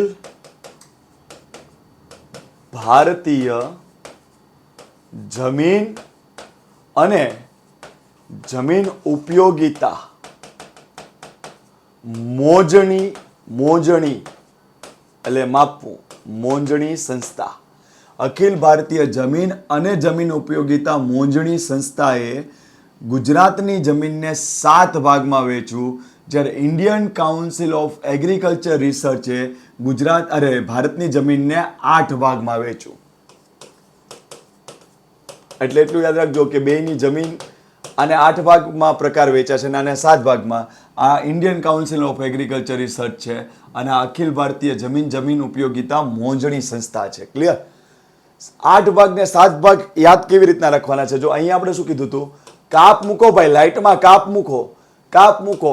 કાળા રંગની લાઇટ હોય કે રાતા રંગની લાઇટ હોય, પર્વત પર લાઇટ છે તો કાપ મૂકી દો. કાળા રંગની, રાતા રંગની પર્વત પરની લાઇટ પર કાપ મૂકવાનો છે. પર્વત પરની લાઇટ હોય એટલે પર્વત પાછળ લાઇટ રહેવું જોઈએ. કાપ મૂકો. કાળા રાતા રંગની પર્વત પરની લાઇટ. અને પછી આપણે એમ ભણ્યા હતા કે રણ હોય તો રણ પ્રકારની જમીન, અને એક ક્ષારીય હોય તો ક્ષારીય પ્રકારની જમીન, અને પછી આપણે ભણ્યા હતા દલદલીય, હમણાં જ ભણ્યા હતા, બરાબર? તો એ કેટલા થાય જોવો તો? 1 2 3 4 5 6 7 અને 8. તો આ 8 પ્રકારની જમીન થઈ ગઈ. ઓકે, હવે ગુજરાતમાં શું ચેન્જીસ આ અખિલ ભારતીય જમીન ઉપયોગિતા મોજણી સંસ્થાએ શું કર્યું? જો આપણે આમ યાદ રાખવાનું. જો એ એમ કે છે કાપ મૂકો લાઇટ પર, પણ અહીંયા રાતી લાઇટ નહીં આવે, બાકીની બધી લાઇટ. કાપ મૂકો. કાળા રંગની પર્વત પરની લાઇટ પર કાપ મૂકો. કાપ મૂકો. કાળા રંગની પર્વત પરની લાઇટ. એટલે આ જે ભારતમાંથી ને એમાં રાતી જે હતી ને, આપણે રેડ એન્ડ યલો સોઇલ ભણ્યા હતા, એ અહીંયા નથી આ સંસ્થાના વર્ગીકરણમાં. ક્લિયર? પછી રણની જગ્યાએ રેતાળ જમીન. રણની જમીનને રેતાળ જમીન જ કહેવાય. જે આપણે મોટા મોટા ગણની વાત કરી ને, ભૂખી જમીન ને પાણી વયું જાય ને પાક વયો જાય ને ખાતર વયું જાય નીચે, એની વાત. તો રણની જમીનને રેતાળ જમીન કહેવાય. ક્ષારીય જમીનને ક્ષારીય જમીન કહેવાય. ક્લિયર? અને જંગલની જમીન. ઓકે, આટલી વસ્તુ ગુજરાતે 7 ભાગમાં વેચ્યું છે. તો જોઈ લો. કાપની જમીન 1 2 3 4 5 6 અને 7. તો ગુજરાતમાં કઈ જમીન છે? તો આની જેમ જ એટલું કોપી છે. જો એટલું કોપી છે, પણ ખાલી રાતું કાઢ નાખો એટલે કાપ, કાળી, પર્વત, લાઇટ, રણની જગ્યાએ રેતાળ જમીન, ક્ષારીય જમીન, અને દલદલીય જમીનની જગ્યાએ જંગલની જમીન. અહીંયા આપણે ભણ્યા હતા ને ત્યારે પર્વતની જમીન અને જંગલની જમીન ભેગી રાખી હતી ભારતમાં, જ્યારે ગુજરાતમાં પર્વતની જમીન અને જંગલની જમીન અલગ રાખી છે. કોણે? અખિલ ભારતીય જમીન અને જમીન ઉપયોગિતા મોજણી સંસ્થાએ. આપણે કશું જ આમાં હવે નવું ભણવાનું નથી. ખાલી શું ડિફરન્સ છે ને એના પર જોઈએ જ. એટલું યાદ રાખજો કે અહીંયા મેં તમને કીધું હતું કે ભારતમાં કાપની જમીન 45% પ્લસ છે. તો અહીંયા યાદ રાખજો ગુજરાતમાં કાપની જમીન 50% પ્લસ છે. તો બસ, તો તમારે એટલું યાદ રાખવાનું કે ભારતમાં સૌથી વધુ કયા પ્રકારની જમીન જોવા મળે છે? તો કાપ. તો એ જ જવાબ ગુજરાત માટે પણ લાગુ પડશે. ગુજરાતમાં સૌથી વધુ કયા પ્રકારની જમીન જોવા મળે છે? કાપ પ્રકારની. આટલું ક્લિયર? હવે તમારે આમાંથી શું જોવાનું છે? તો જો જુદા જુદા કાપના પ્રમાણ અને એની સાઇઝ અનુરૂપ એના નવા નવા નામ છે. જો કાપની જમીન છે ને, એક કાપની જમીનને કહેવાય છે ગોરાટ જમીન. પછી એક કાપની જમીનને કહેવાય છે ભાઠાની જમીન. એક કાપની જમીનને કહેવાય છે ગોરાડુ જમીન. એક કાપની જમીનને કહેવાય છે બેસરની જમીન. ઓકે, તો આનું શું ડિફરન્સ છે એ જોઈ લો. બરાબર, જો હું અમારે ભૂસવું છે એટલે હું તમને કહી દઉં. પર્વતીય જમીન ક્યાં હોય? જ્યાં ગુજરાતમાં પર્વતાળ વિસ્તાર હોય ત્યાં. લેટરાઇટ જમીન, લાઇટ એટલે લેટરાઇટ જમીન ક્યાં હોય?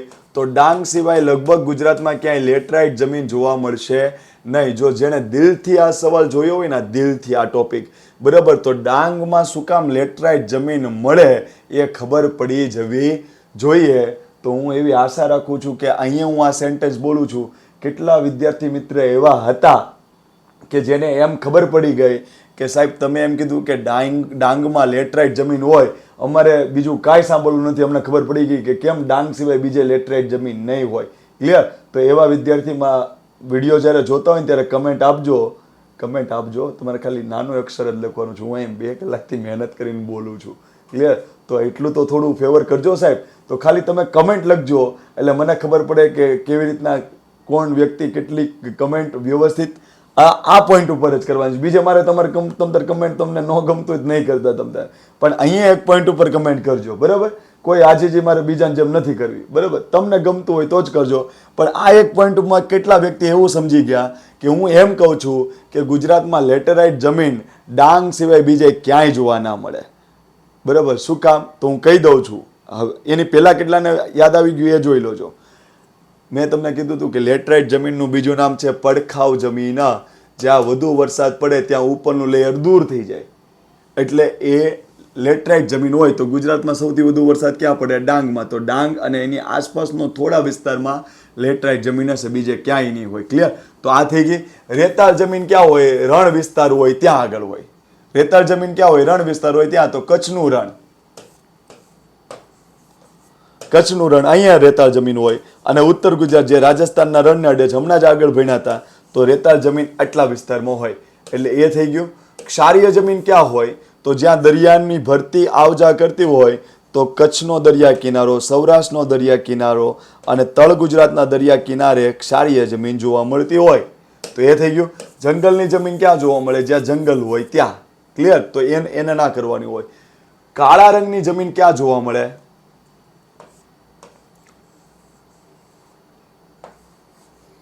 જો આપણે લાવાની વાત કરી હતી, બરાબર, કાળા રંગની એટલે રેગુની જમીન. તો રેગુની જમીન આવી રીતના ફેલાયેલી છે. યાદ કરો, લાવા કચ્છમાં પડ્યો, સૌરાષ્ટ્રમાં પડ્યો અને દક્ષિણ ભારતમાં પડ્યો. તો આટલા પટ્ટામાં કાળી જમીન જોવા મળે. કચ્છ, સૌરાષ્ટ્ર, દક્ષિણ ગુજરાતનો થોડો એવો ભાગ અને પછી દક્ષિણ ભારતમાં. તો અહીંયા કાળી જમીન જોવા મળે. તો ગુજરાતમાં કાળી જમીન ક્યાં જોવા મળે? થોડી સૌરાષ્ટ્ર, કચ્છ અને દક્ષિણ ગુજરાત. તો એ પણ આપણું ક્લિયર થઈ ગયું. એટલે એ કોઈ વસ્તુ ગોખવાની નથી. અને આમાંથી કંઈ પૂછાય નહીં. આ પૂછાય. જો આ પૂછાય, ગોરાટ જમીન, ભાઠાની જમીન, ગોરાડુ જમીન અને બેસરની જમીન, આ શું છે? ક્લિયર? તો એ કેવી રીતના ભણીએ જુઓ.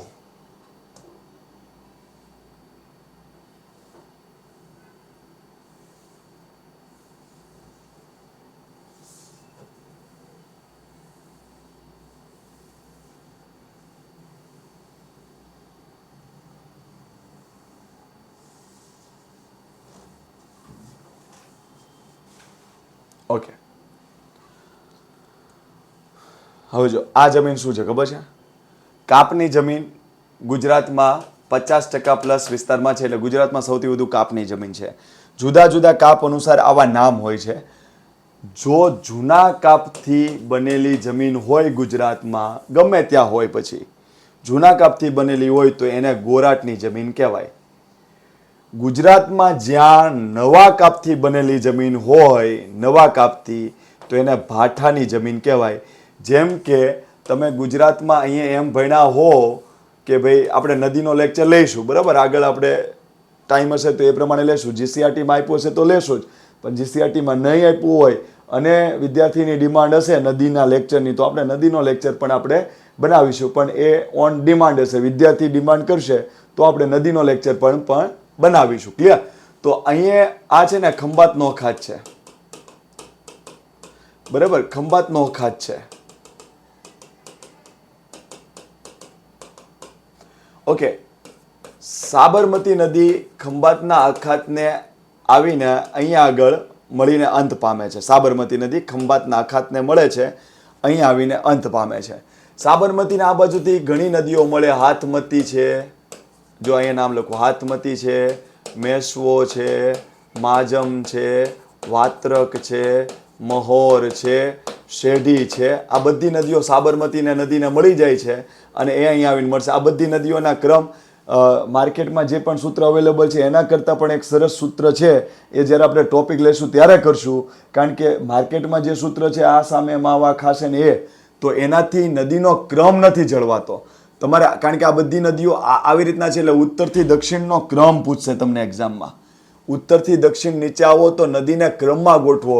જુનિયર ક્લાર્કનું પેપર જોઈ લો, તલાટીનું પેપર જોઈ લો, જૂના તલાટીના પેપર, પછી ટેટ ટાટની એક્ઝામો હમણાં જે લેવાની એમાં તમે જોઈ લો, ક્રોનોલોજીમાં પૂછશે.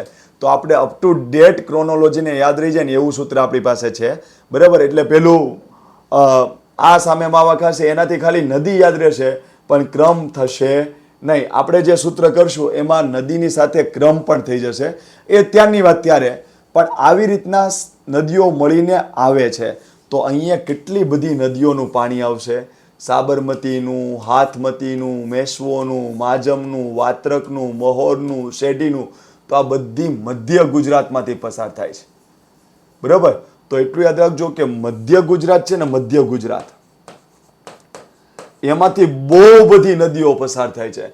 સાબરમતી, હાથમતી, મેશ્વો, માજમ, વાત્રક, મહોર, શેઢી. તો મધ્યમ ગુજરાતમાં કાપનું મેદાન કેવું હોય? સારું હોય. એટલા માટે મધ્યમ ગુજરાતમાં ફળો, પાક બહુ સારા લેવાશે. એટલા માટે મધ્યમ ગુજરાતને કહેવાય છે ગુજરાતનો બગીચો. ગુજરાતના કયા ભાગને ગુજરાતનો બગીચો કહેવામાં આવે છે? મધ્ય ગુજરાતને. મંજુલાબેનમાં આપેલું છે ગુજરાતની ભૂગોળ યુનિવર્સિટી ગ્રંથ નિર્માણ બોર્ડની બુક. તો મધ્ય ગુજરાતને કહેવાય છે ગુજરાતનો બગીચો. શું કામ? કારણ કે કાપ સારો છે, ફળદ્રુપતા સારી છે.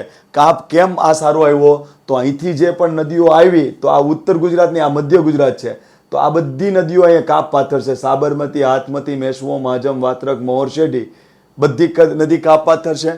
તો મધ્ય ગુજરાત ખબર પડી ગઈ. કાપ સારો છે, ફળદ્રુપ સારી છે, એટલા માટે એને કહેવાય ગુજરાતનો બગીચો. હું ભાઠા ઉપર જવા ભાગું છું, કારણ કે મેં અહીંયા તમને કીધું કે ગોરાટ જમીન અને ભાઠાની જમીન એટલે શું? ગોરાટ જમીન એટલે જૂના કાપથી જમીન બનેલી હોય અને ભાઠાની જમીન એટલે નવા કાપથી બનેલી જમીન. તો અહીંયા ધ્યાનથી જોજો, અહીંયા જે કાપ પથરાશે એ નવો કાપ હશે. કેમ? કારણ કે અહીંયા સાબરમતી નદી અને ઘણી બધી નદીઓનો કાપ આવે છે, એટલે સતત નવો કાપ પથરાયા જ કરશે. તો આ નવા કાપથી બનેલી જમીન હોય, આને કહેવાય ભાઠાની જમીન. તો ભાઠાની જમીન એટલે જૂના કાપથી બનેલી જમીન કે નવા કાપથી? નવા કાપથી. ગુજરાતમાં સારામાં સારી ભાઠાની જમીન ક્યાં જોવા મળે? તો સાબરમતી નદીનું અંતિમ સ્થાન છે, જ્યાં ખંભાતના અખાતને મળીને અંત પામતી હોય ત્યાં આગળ મળે. શું કામ? તો કે કહેવાનું કે સાબરમતીને ઘણી બધી નદીઓ મળે છે, એટલે ઘણી બધી જગ્યાએથી કાપ અહીંયા આવે છે અને સતત નવો પથરાતો જ રહે છે. તો આ ભાઠાની જમીન. અને ભાઠાની જમીન શેના માટે પ્રખ્યાત છે? શાકભાજી સારી થાય, તરબૂચ સારું થાય, તેટી સારી થાય, બરાબર, વેલા સારા થાય, વેલા ઉપર જે પાકો થતા હોય એવા બધા પાકો સારા અહીંયા થશે. એટલું ક્લિયર? તો ખાસ, અને મધ્ય ગુજરાત, આણંદ, ખેડા, ક્લિયર? તો અહીં એટલી વસ્તુ આપણે ખબર હોવી જોઈએ. ગોરાડું. ગોરાડું એટલે બીજું કંઈ નહીં, કાપની જમીન પણ મોટા માટીના કણવાળી. કાપ ખરો પણ મોટા માટીના કણવાળી જે જમીન કાપની હોય એને ગોરાડું કહેવાય, એટલે કે રેતાળ જેવી. તો ગોરાડું એટલે જમીન કેવી? કાપની જમીન, પણ કેવા? મોટા કણના બનેલા કાપો. એટલે નાનો ઝીણો કાપ નહીં, મોટા માટીના કણવાળો કાપ. તો એ જમીનને કહેવાય ગોરાડું. ગોરાડું તમને ક્યાં જોવા મળશે? ગોરાડું જમીન ગોરાડુ જમીન તમને અમદાવાદ જિલ્લો જે છે, અમદાવાદની ઉપર અહીંયા જે છે ને અહીંયાનો ભાગ, એનું ગામ છે વિરમગામ. વિરમગામ તો અમદાવાદ જિલ્લામાં ઉપર અહીંયા વિરમગામ આવેલું છે, વિરમગામ. અને એની એક્ઝેક્ટ ઉપર મહેસાણા છે, મહેસાણા. બરાબર. તો મહેસાણાનો દક્ષિણ ભાગ અને અમદાવાદ જિલ્લાનો ઉત્તરનો ભાગ, આ ભાગ જે છે ને આ ભાગ, ત્યાં કપાસ સારો થાય છે. તો કપાસ રેતાળ જમીન અને રેગુણની જમીનમાં સારો થાય. એ સિવાય એક ગોરાડુ જમીન આવે એમાં પણ કપાસ સારો થાય છે. અને આ છે વિરમગામ કપાસ પ્રદેશ. તો વિરમગામ કપાસ પ્રદેશ ક્યાં આવ્યો?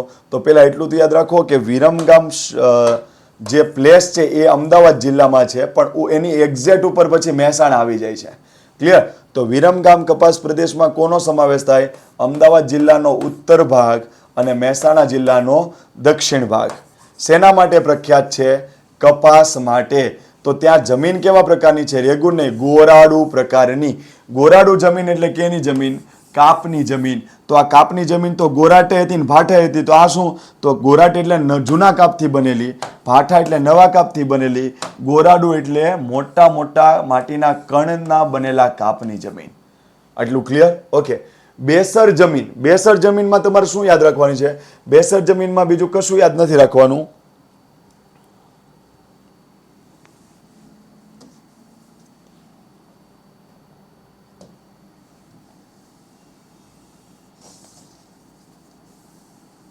ઓકે. બેસર જમીનમાં તમારે બીજું કશું યાદ નથી રાખવાનું. બેસર જમીનમાં તમારે આમ યાદ રાખવાનું છે. જો હું શું કરું છું ખબર છે? અહીંયા આણંદ છે, આણંદ, અને એના ઉપર છે ખેડા. ખેડા અને આણંદ બે બાજુ બાજુમાં જ હોય, કારણ કે આખો જિલ્લો જ ખેડા હતો. ખેડા તૂટીને એમાંથી આણંદ બન્યું છે. તો ખેડા અને આણંદ બે બાજુ બાજુમાં હોય. હવે જોજો,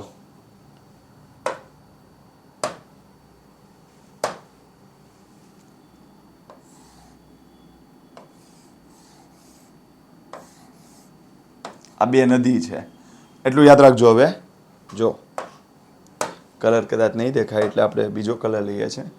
જો ચરોતર પ્રદેશ છે, ચરોતર પ્રદેશ. ચરે, ચરોતરમાં ચરે શબ્દ દેખાય છે. ચરે તો પશુ ક્યાં ચરે? શેઢા પર ચરે. કારણ કે પશુ ખેતરમાં ચરે તો તમે મારો નહીં એને, કારણ કે તમારો પાક જે ખાવાનો એ નુકસાન કરશે. તો ચરોતરમાં એટલું યાદ રાખજો, ચરોતર. ચરે, ચરે તો કોણ ચરે? ક્યાં ચરે? શેઢા પર ચરે. ચરે તો ક્યાં ચરે? શેઢા પર ચરે.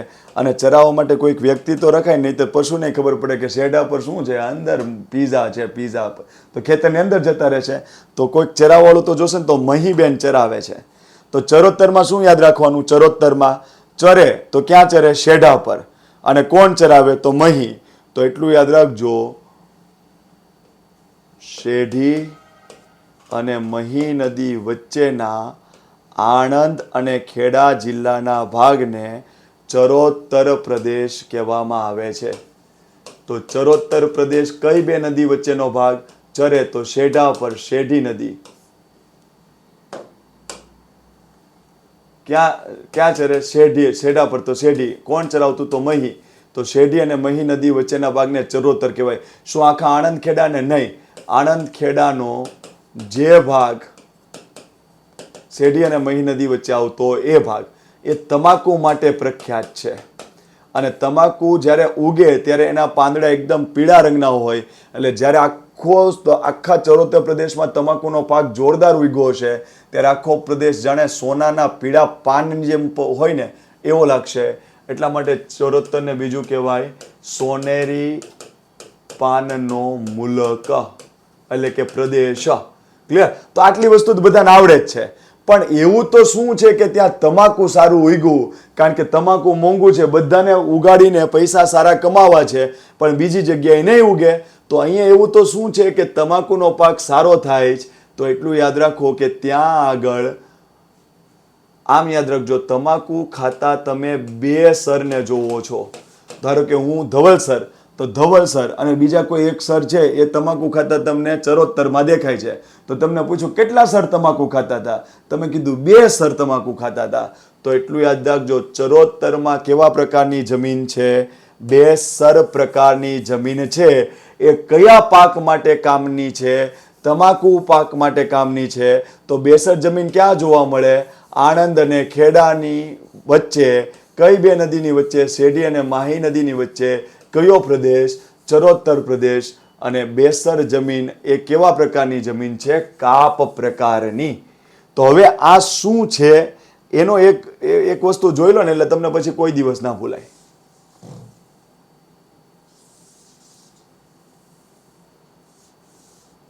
ઓકે,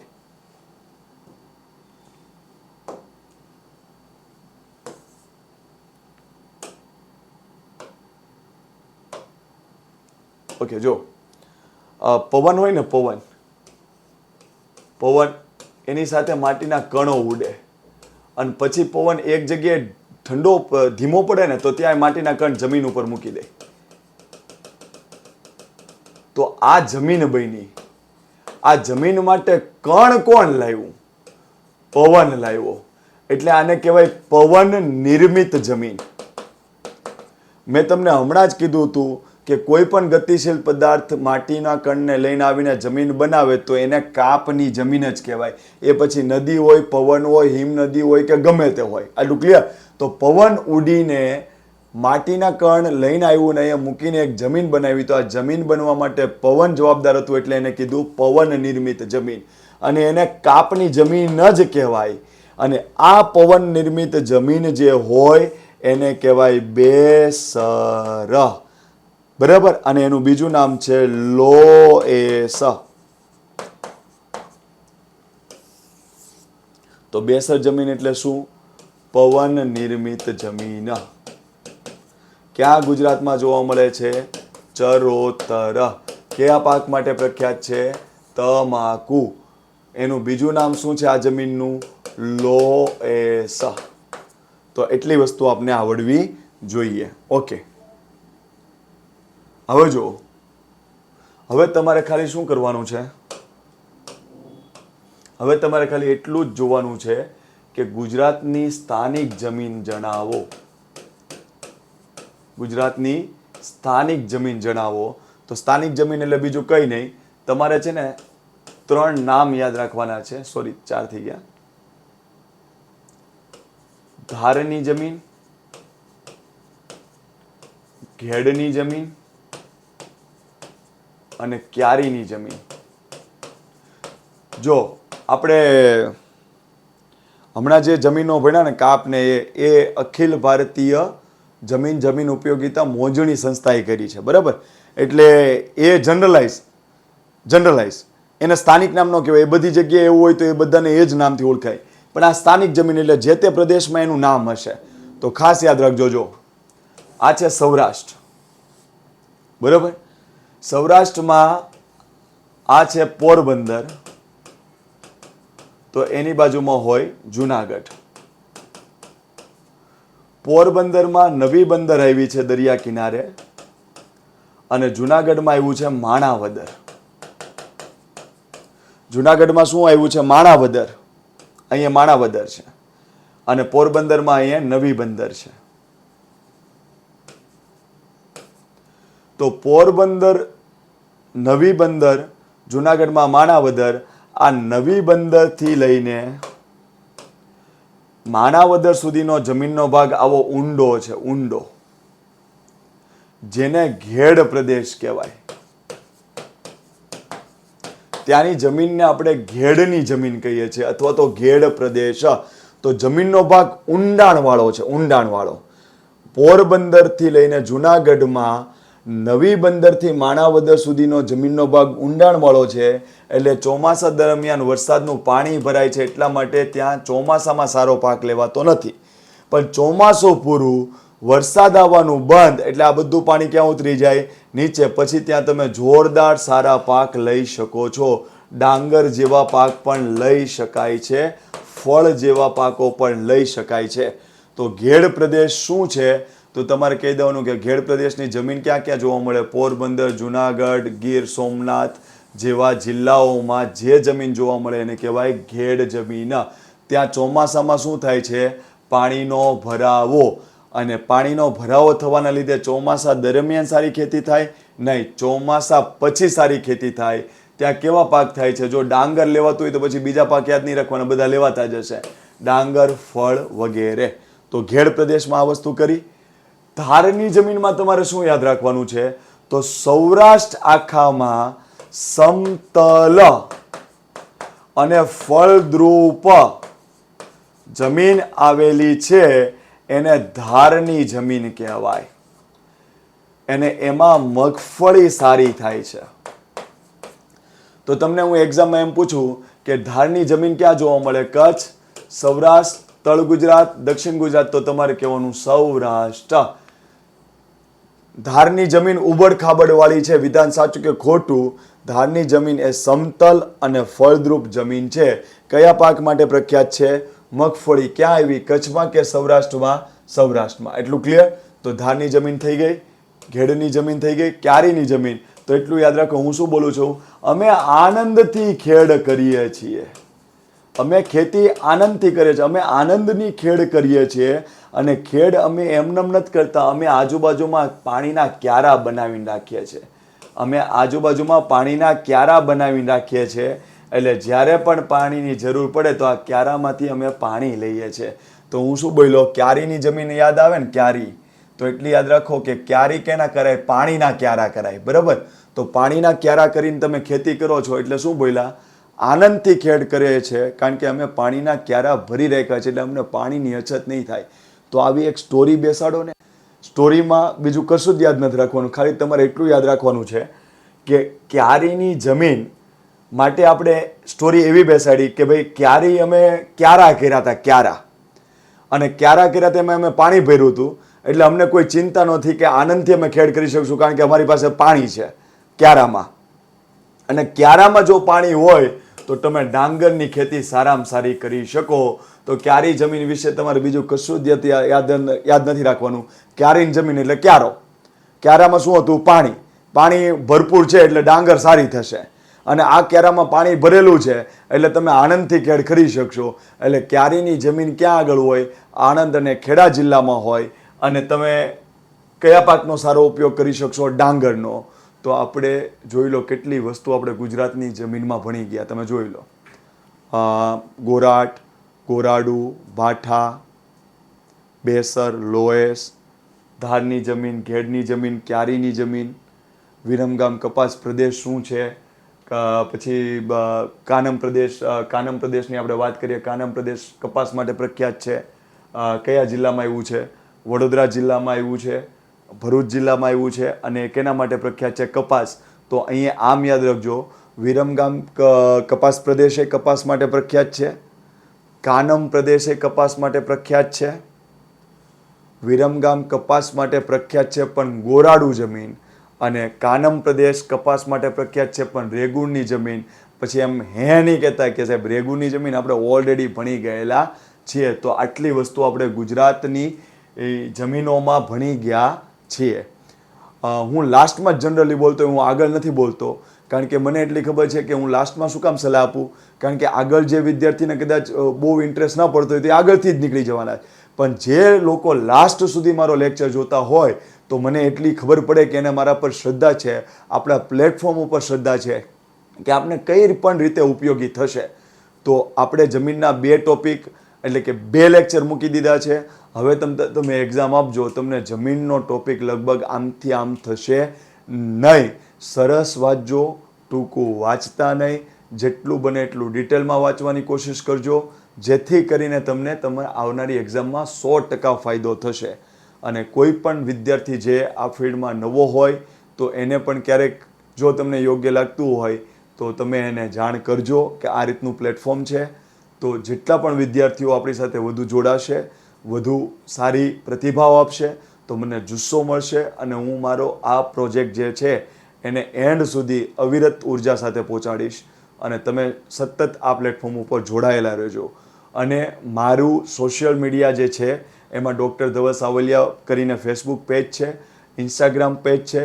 જો તમે આઈડિયોલોજીકલ કનેક્ટ કરવા માગતા હોય મારા પ્લેટફોર્મ સાથે, મારી સાથે, તો તમને હું આમંત્રણ આપું છું. ડૉક્ટર ધવલ સાવલિયા પેજ સાથે કનેક્ટ થાવ, ઇન્સ્ટાગ્રામમાં કનેક્ટ થાવ, જેથી કરીને આપણે કોઈ પણ રીતે આપણે આપણા ફિલ્ડ સાથે, અને ફિલ્ડ તો ઠીક છે, સિવિલ સર્વિસ તો ઠીક છે, આઈડિયોલોજી કનેક્ટ પણ આપણે એમાં કરીએ. જય હિન્દ, જય ભારત.